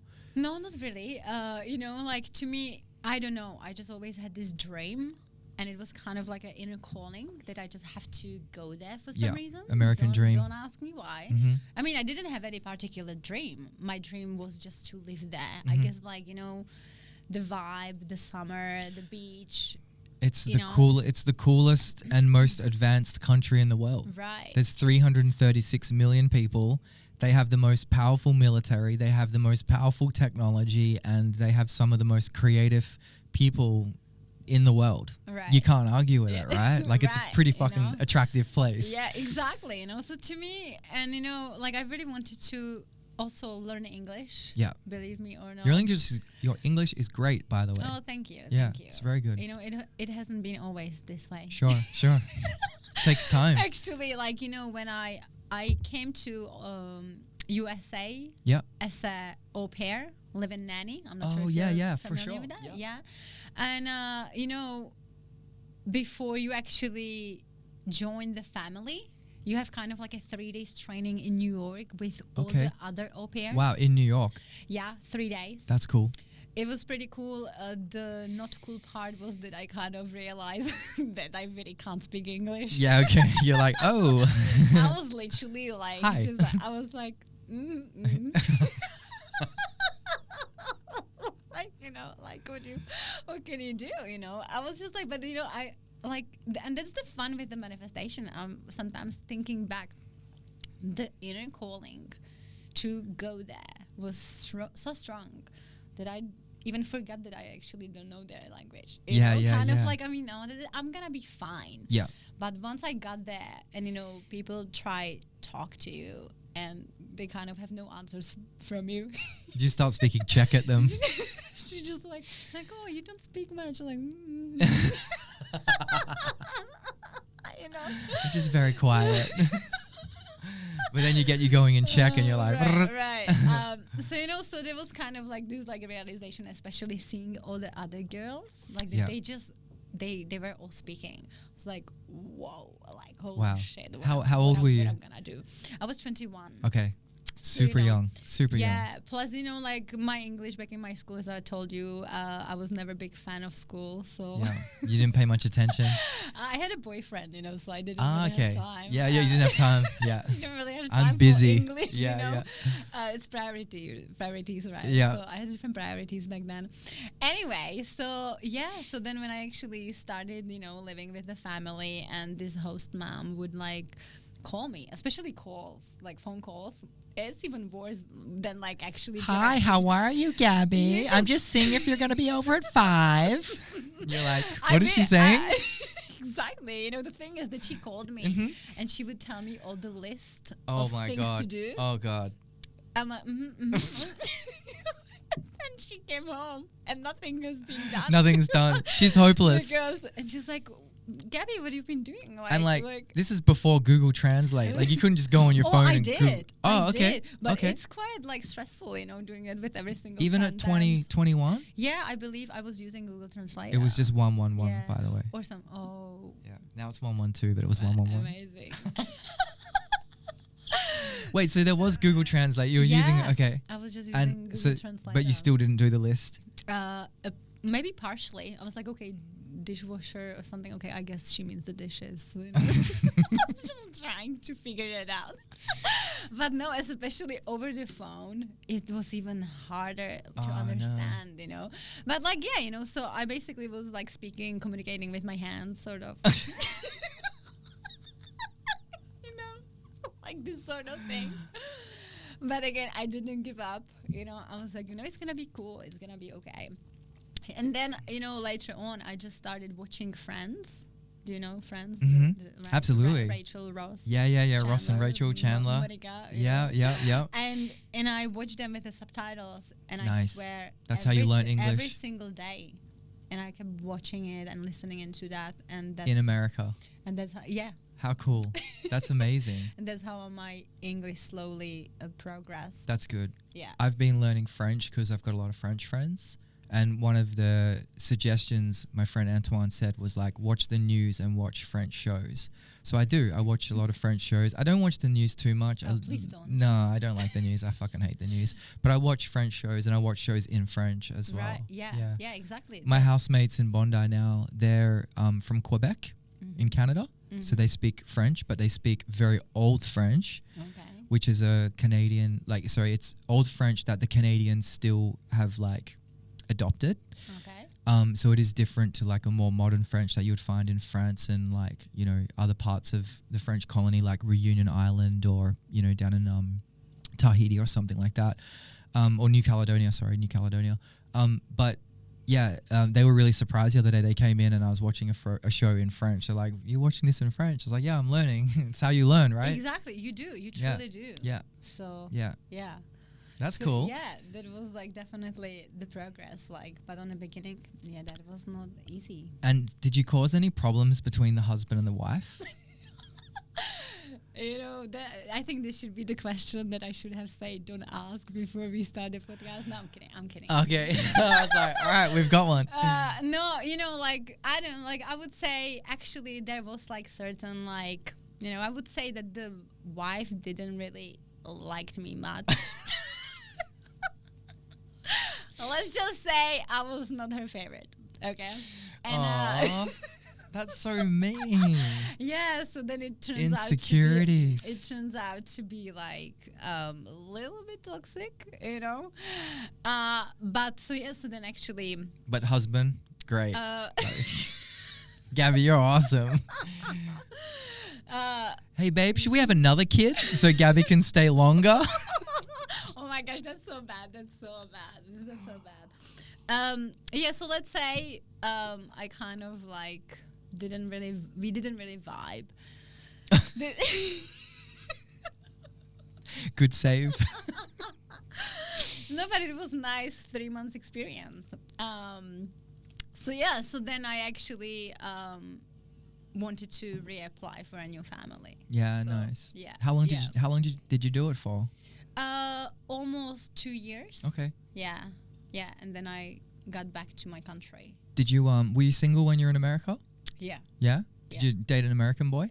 Yeah, partially. Yeah? Were they nice? Yeah, of course. The only problem probably was still with my English. Okay. You know, Yeah, okay. Google Translate. Yeah. Like, sorry, what did you say? Yeah. Burger. Oh. No, I don't like those. Are you vegan? No. I would say I was never fully vegan. It'd be hard to be vegan in Czech. You guys eat so much meat. Gosh. It's but all like goulashes and yummy. stews and I mean, it's yummy. But I must very say, yummy. Yeah, I know. But I must say, that's actually now when I'm looking back, I did actually started to be into spirituality already back in my country because I started to reading these books. Okay. It was about, do you know who mediums are? Yes, or channelers? Absolutely. Yeah. And I had a session with one recently. I love that. Yeah, it was really cool. Like, I Very want to cool. become one. That's my journey now. She says everyone can. And she was like me. She's a little bit older than me, but she was like not into spiritual stuff very much at all. Just kind of like from far was like, yeah, it's cool, appreciate it. And then one day, boom, she had her awakening. Right. And now she talks to like 3 different guides simultaneously. So when she drops into it, she's having a chat and just channeling all this stuff. It's incredible to watch. Yeah. It was really cool. I love that. I was really cool. So already back then, I was so drawn to that. Yeah. I was so like interested in it and fascinated. So I started reading these books and it's called Thoth. I'm not sure if I'm pronouncing that How do you spell it? Thov. Okay, Thoth. I believe. Thov. Okay. Yeah. And it's like this book of like, I don't know, 5 like series of 5 books or something. Okay. And it's basically, you know, this lady, I'm not sure where she's from, but she was like this, she became this medium. Warstorm, Victoria Aveyard? No. Show me the No. cover. Oh, I think. Gray books, gray colored books. No, these are like blue, red, blacks. No, no, not those. Maybe I've spelt it wrong. THOV. THOV. Oh, THOVE? No. Or THOV? Or maybe I don't remember. That's it all right. correctly. That's okay. I think it's this one. THOV. Okay.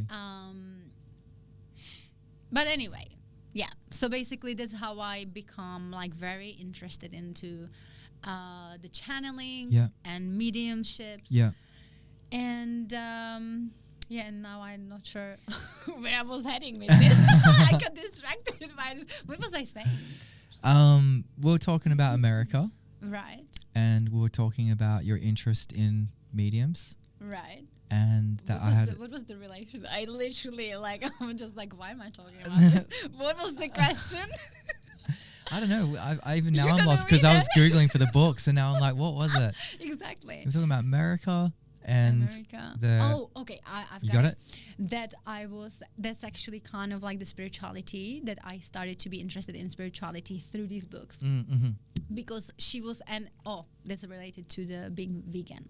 Oh yeah, food. Right. Food. Yeah. Of course. So basically she's saying, describing there everything about the energy and how everything is energy, and how, now when they are killing these animals, that, because they're pretty much like torturing them, let's be quite honest. If It's pretty horrible, yeah. we all know what I'm talking about, all the industry Yeah. and everything. And so she was describing that there from a spiritual perspective and energetic perspective, and how basically if you then eat the meat, You take the trauma. Yeah, you're taking the trauma, Yeah. you're taking all the energetic blueprints into your body.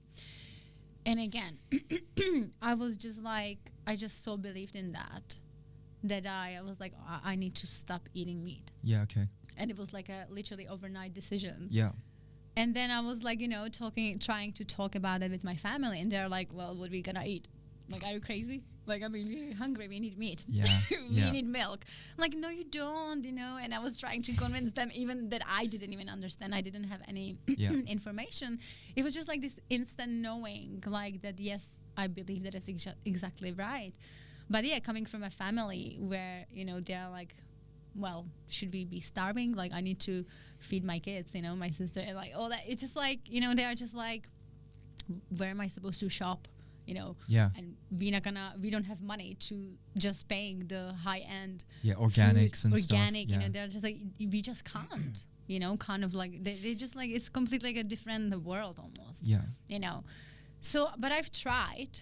But again, it was like all so new to me. I didn't know how to cook, what to cook, nothing. I just felt like energetically and from the spiritual perspective, I'm like, yeah, I so agree to that. Me being an empath, reading about it, because up until then I was never thinking about it. I didn't know. Of course it was happening and it's maybe quite obvious, but if you don't know, you're like, oh my God, this is terrible. I don't want to be supporting that, right?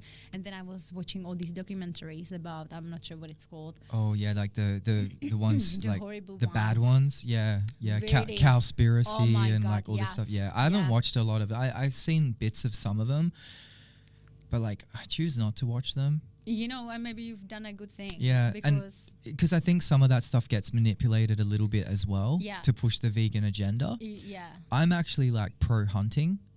Right. I think that really the ideal situation is we all go and hunt our food, but that's not realistic. Exactly. You can't do that. We're Imagine me hunting. I mean, you totally could, but like it's the time thing. You need to have the gun or the bow. You need to have you need to know how to do it. Like Maybe the mindset as well. yeah, well, you get there. Like it's in my 20s, I did a lot of deep sea fishing. So like we're pulling fish out the ocean like this big, and you pull up a 15 or 20 kilo fish from 60 meters, and it's got this Right. big eye looking at you, and the next thing you're doing is like putting a knife in it. Oh my God. You have a moment with the fish, Yeah. and you're like, oh my God, look at this beautiful fish. Like this thing is going to nourish us for the next 5 days. And you feel a connection to these animals, and you only take what you need.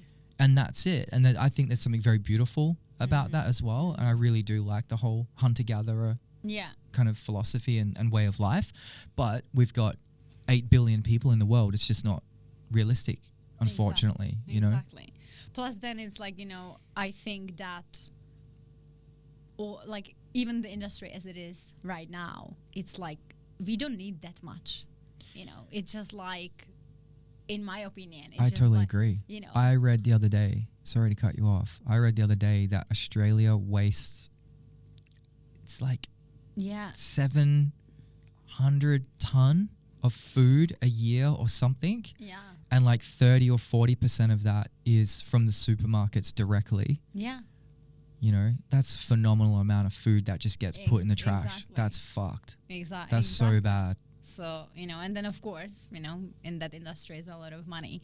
So Yeah. they're just gonna do it And look to what they've make done. money. Look what you they've done know? through COVID and everything. Like I look what they're doing to us now. How much it costs to get food from the grocery store. I know, it's insane. It's horrible. You know, so I understand, I mean, like, you know, but to me, I just kind of like, I was trying, but I really didn't know what to do, how to do it, you know, and then, so I kind of like stopped eating like a red meat Yeah. and like even actually like white meat. So let's say I was like more like a vegetarian, Yeah. more than vegan. Did you eat fish still? Yeah. Yeah. So Pescatarian, pescatarian. yeah. Yeah. All these labels. Oh my gosh. Yeah. No vegetarian if you eat fish.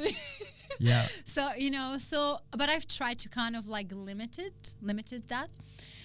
But then now later on, you know, I was like thinking about it a lot, and I was kind of having like an inner battle with that as well, because I was like, well, you know, I'm really spiritual, I'm really connected to that, and I don't agree with that.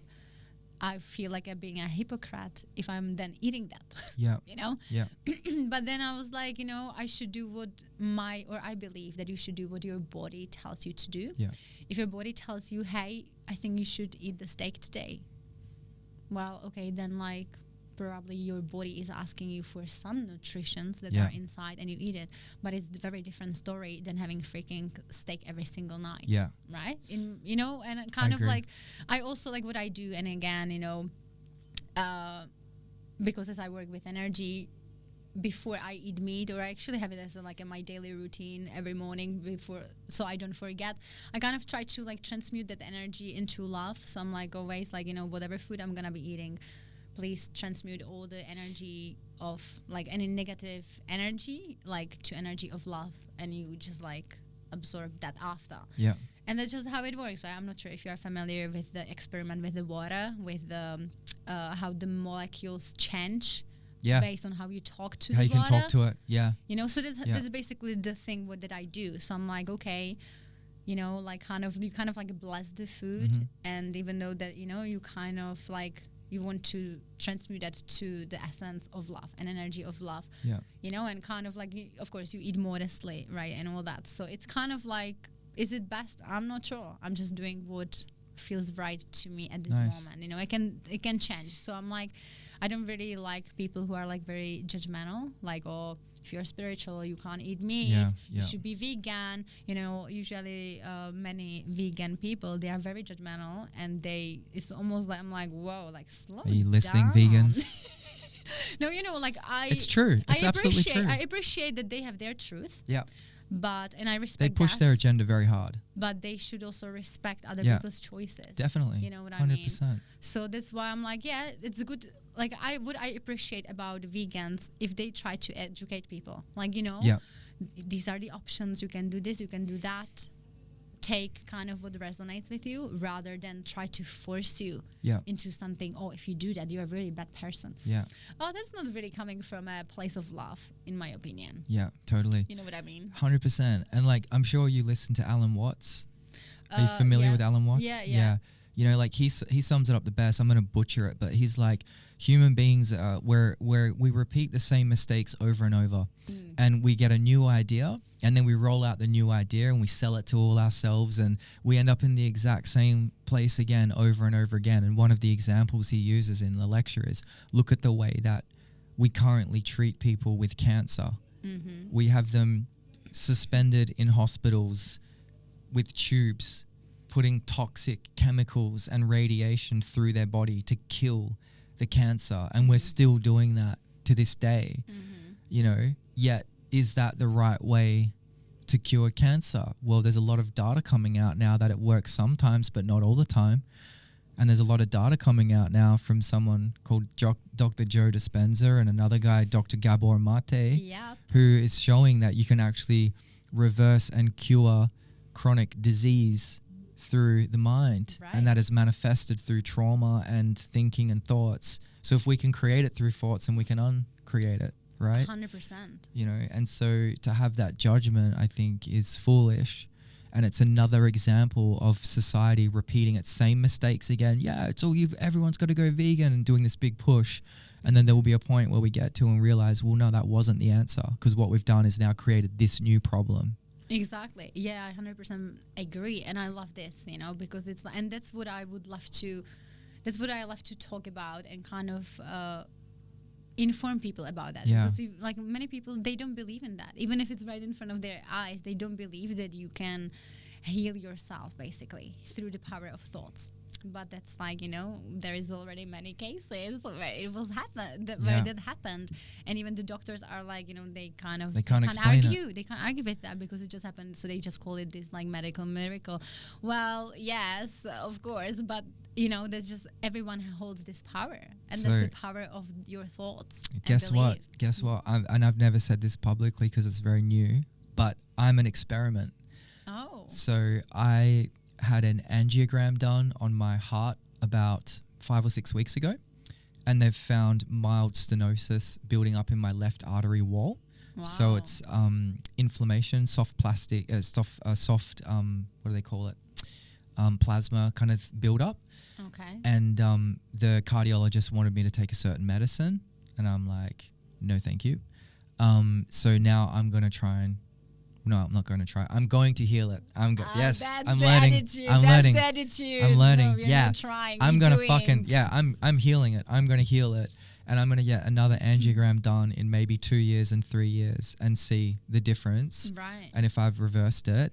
And I'll give you another example. When I was a young kid, I was 16 and I got really bad pimples. Right. And my mum, bless her, trying to help me, took me to the doctor, and I ended up seeing a dermatologist.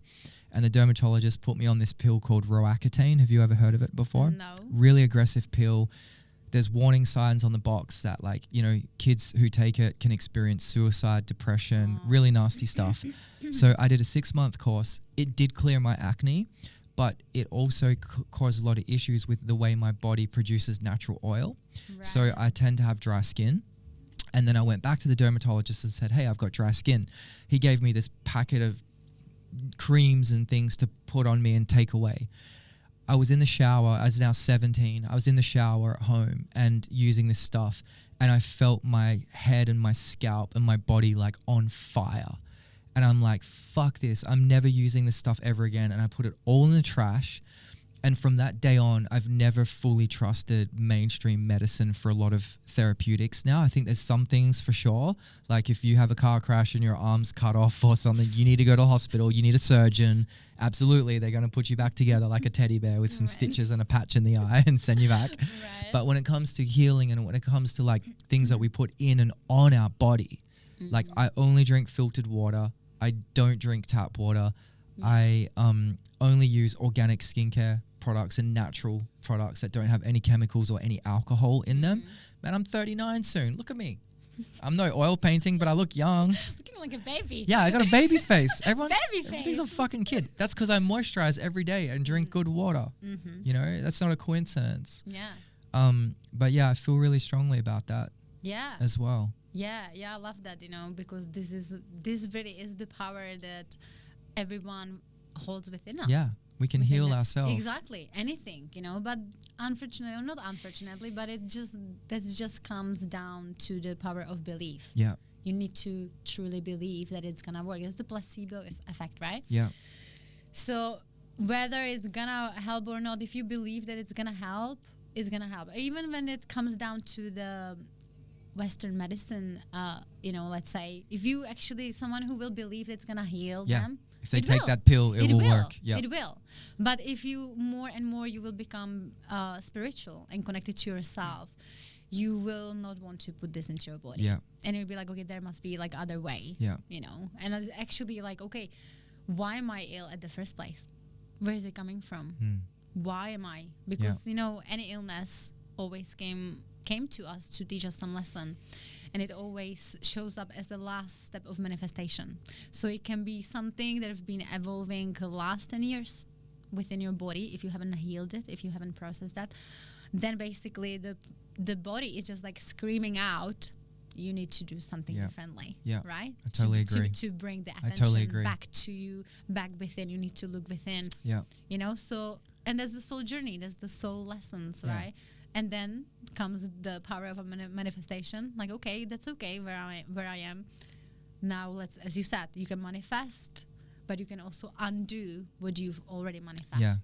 You know? It's amazing. The body can reset itself. The body wants to heal naturally. We have a tendency to actually put it into stress. Definitely. So we can remove those stresses. It's hard in the life that we live, but you can do it. It's very possible. Yeah. What's one example or potentially two examples of really significant transformations or things that you've observed in your time with people?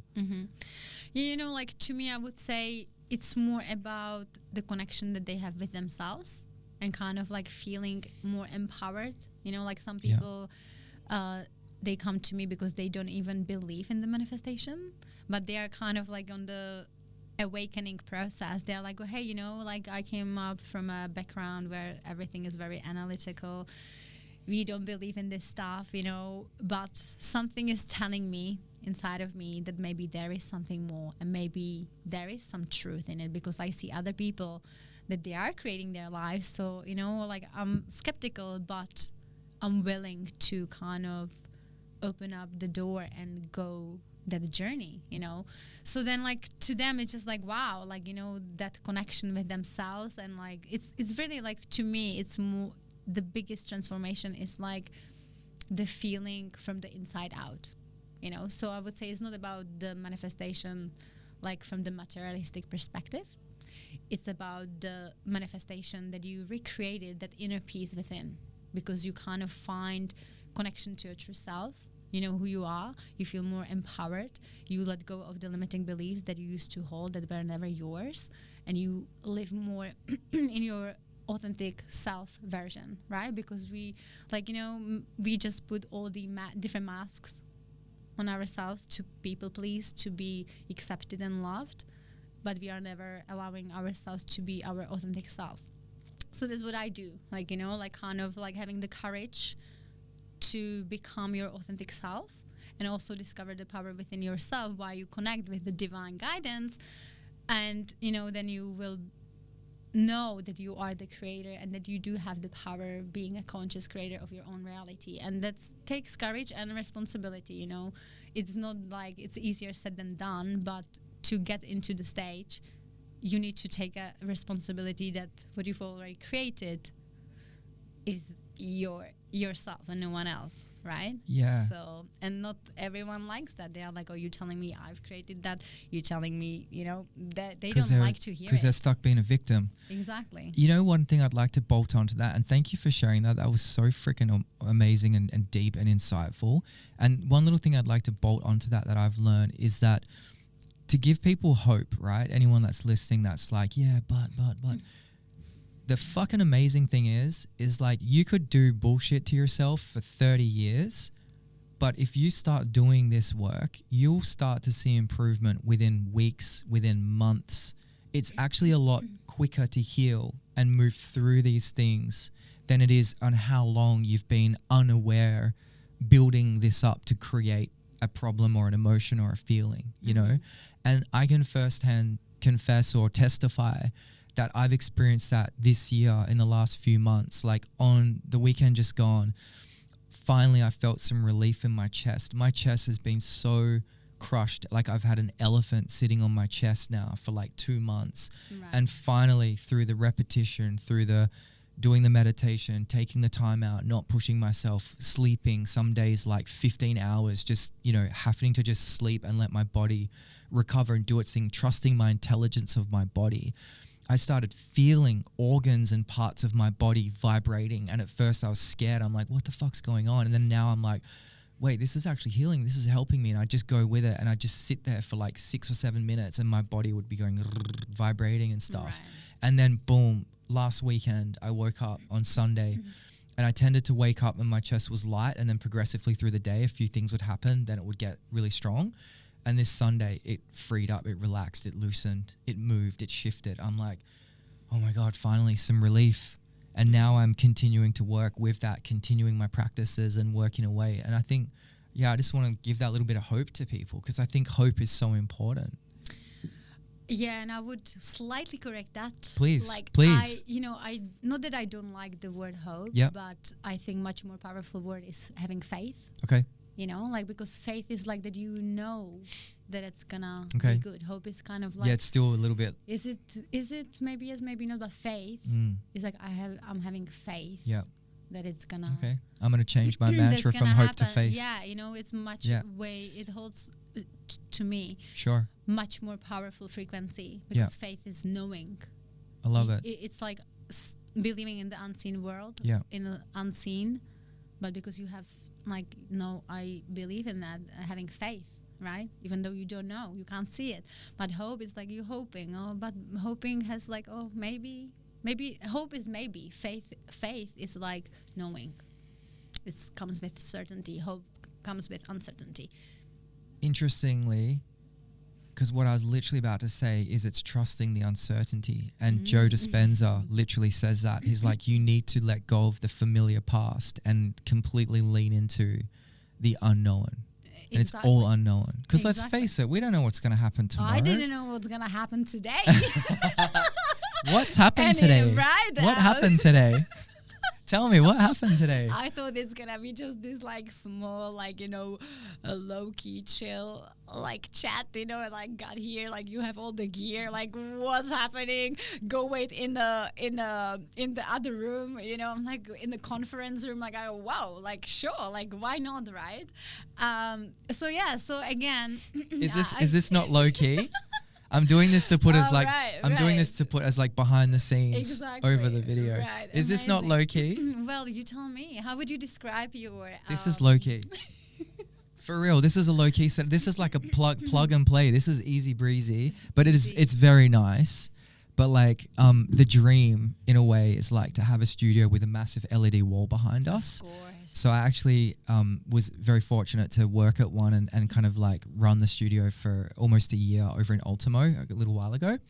And yeah, that's like really freaky. And I'll tell you a little something, real nerd shit for a second. This LED wall, it's like a green screen, you know, the green screen from a movie? Yeah. Yeah. So the technology now is you can use that camera and we can set up a couple of sensors and we can actually put us, me and you, into a video game 3-dimensional built world, right?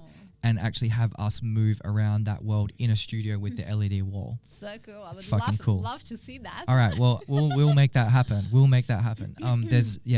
We'll talk later about this because this would be a big rabbit hole. Yeah.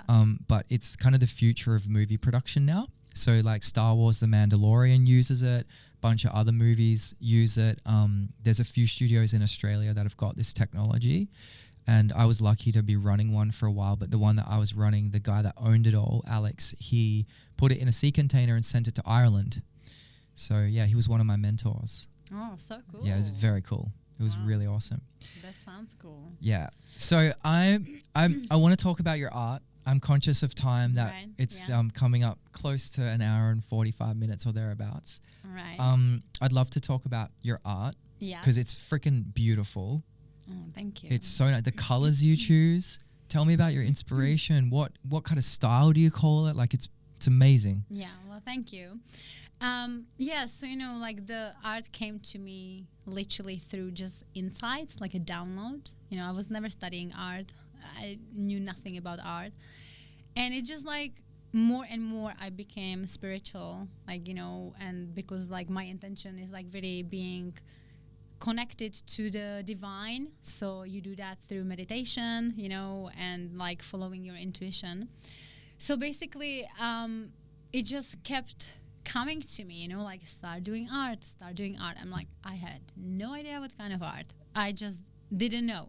But somehow it was like kind of like a dream within me that I didn't understand what it's all about. It seemed like the America, you know, I just knew. Don't ask me why. I'm just following like the intuition, whatever came to me. It's like divine guidance. That's what I call it. And so then, and then you know how the manifestation works. Then I started to see. Kind of. I'm still figuring it out. I'm getting there. Yeah, right. So, so then you start to see it around you. Yeah. So I see cars, like painting, and I'm like, wow, it's like every day, like I see these signs. So the synchronicities start coming in. Right? Yeah. And then I was having a dinner with my friend, and then there was this guy sitting next to us, and we had a little chat. And he was an artist. And he showed us his like big artwork, and he was talking about like that he's literally going to do his own exhibition. His name's not Ash by any chance. I don't know why Ash has just come to me. Ash Keating. I don't even remember this guy name. Okay, that's okay, because your art reminds me of this guy Ash. I'm gonna bring him up and show you. Yeah, Ash. so that would be pretty cool if that would Ash be Keating. actually Have a look at his guy. stuff. Okay, let me see. And if you're really observant, you'll see his stuff. I love that. It's I love amazing. the colors. The colors are right? amazing. Yeah. It's like yeah. wow, I love that. No, that's not him. Your colors are richer and deeper and even like darker, but not dark, but like more. Right. Right. But it's similar. It's very similar. I love that color. It's beautiful. So this guy here, he paints like the side of buildings. Oh, and like for example, when you walk from the museum over to like Potts Point. Not really. Not really? Okay. So if you were downtown like we are, and if we were walking past the art gallery, and we're like, hey, let's go to Potts Point and get gelato, right? Okay. Yeah. Okay. We would walk across this bridge that takes you over a highway, which is the one of the tunnels to go to the harbour. And there's this like low riding wall, and it's probably like, I don't know, 12 meters long or something. And he's done all of his stuff there. So one of his techniques is he gets a fire extinguisher and loads the fire extinguisher with paint, and then uses the compression and like paints everything. Fucking amazing. Super cool. Yeah, Very super cool. I love that. Well, it's not that guy that it wasn't we him. met, but That's so similar to your colors. That's yeah. When I think of you, I'm thinking of those purples and stuff. Oh, yeah. A lot of purple, Yeah. pink, and gold. Yeah. That's my vibe. Yeah. But yeah. So anyway, so I met this guy, and he was showing all the art and how he's going to have the exhibition, and I was like, wow, this is what I want. Amazing. But I had no idea even what kind of art I'm supposed to be doing, right? That's the funny part. Yeah. But I was like, you know what? And I just kept receiving like this, like, just go to the store and get the colors. Yeah. Start doing that. I knew that I want to be working with acrylics, and then I saw this. It's called acrylic pouring. So basically, you mix it with this like medium, and so then you like pouring all the colors, and then you have to kind of like play with it. I never done it before. I was just literally again divinely guided. So I got to the shop. I've got the colors. No idea what I'm doing. No idea. I was not even studying how. Like, what do you do? I just literally. Did you go YouTube? YouTube, yeah, YouTube for the win. Thank you so much, YouTube, because without you, the University of YouTube. Yeah, right, exactly. So I Love watched literally just like few videos, and then then I just started doing my own art. That's literally so from that day, and I love that since that day. So it's like a hobby you do in your spare time, or do you sell your pieces? Yeah, I want to like start selling them. Yeah, nice. Like I kind of created like a collection, let's say. Yeah. And to me, like, it's called magic art, and it's basically like a spiritual art, because each piece of the art has its spiritual message. And it's infused with the angelic Reiki healing energy. I'm not sure if you're familiar with that. Yes, I am. So Reiki's Japanese, right? Yes. Yeah. Yeah. But this is like an angelic Reiki. This is a little bit different. Okay, I mean, it's all the same, but different. Okay, angelic Reiki. Angelic Reiki. Okay. Yeah.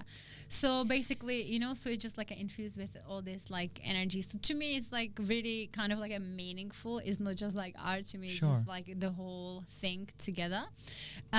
So I just started, I've created this, my own design, let's say. I don't even know how that came to me, because I basically started doing my own style that I never even seen anywhere else. I was like, oh, I want to start using crystals in my art.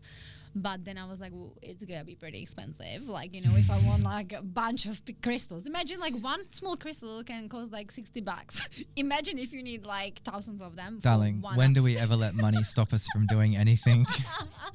True. But it's I was just like, ching ching. Yeah. just ask and they will. It will arrive. It will Crystals.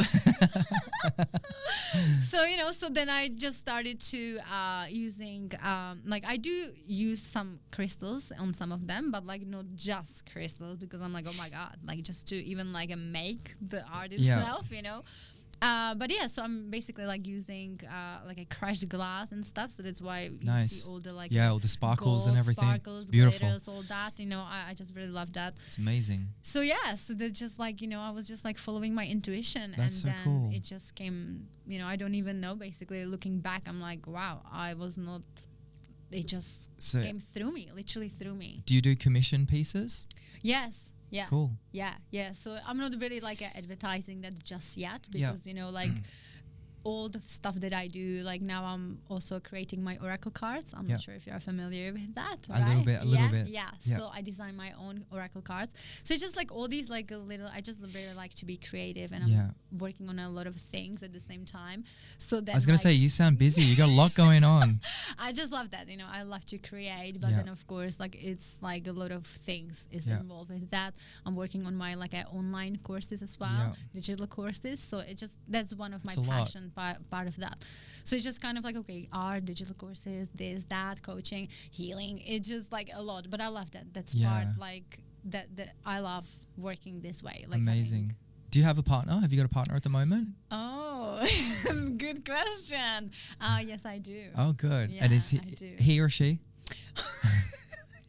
I hope it's he. It's a he. Okay, we never know. I hope it's he. Okay, that's good. Yeah. And is he supportive? Yeah, definitely. Good. Yeah. That's good. He's definitely into like. Is he into this stuff? He's probably not as much as I am. Like I'm probably different level. Yeah, Like we're like, oh my god. You're pretty into it. I'm pretty into it. But he's definitely like open to it. Like like all this like energy healing and stuff. Yeah. So that's good. Is his chakras in alignment and balance? Well, or does he need a bit of a clean up? I think I should do a little checkup. Yeah.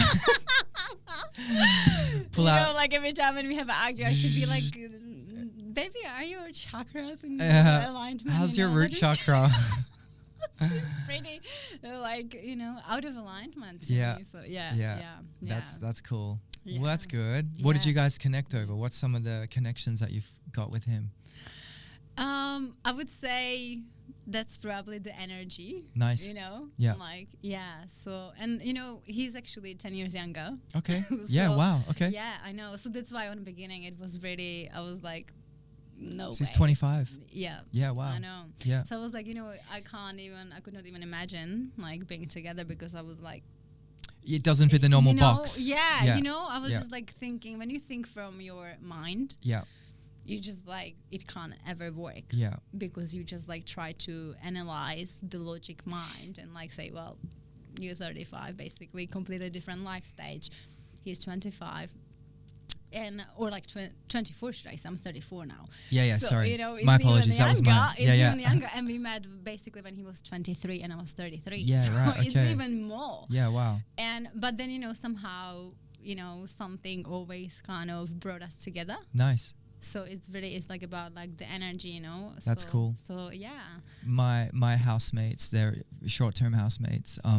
They're Canadian couple. They met each other like 5 or 6 years ago or something, and they reckon they literally like walked in the room, locked eyes, and were like, "Oh, Bing, this is the one." Wow. And they reckon they've got this deep soul connection. I love that. Yeah, it's super cool, and like they shared their story with me. It's beautiful. Oh, I love that. Yeah. Yeah. See, so that's it. Like it's about the energy, but once you try to figure it out through your logic mind. It's just like, wow, it can't never work. Doesn't make sense. Yeah, absolutely. Yeah. Well, Gabby, thank you so much for coming in today. Yeah. It's been amazing talking with you. I really appreciate it. Yeah. And I wish you all the best, and hopefully we can do another podcast together as well. Thank you for having me. It was lovely to chatting with you. So thank you so much. Pleasure. All right. Thanks, guys. Thanks for listening. See ya. Bye. Awesome. Nice. Amazing. How good. I did not expect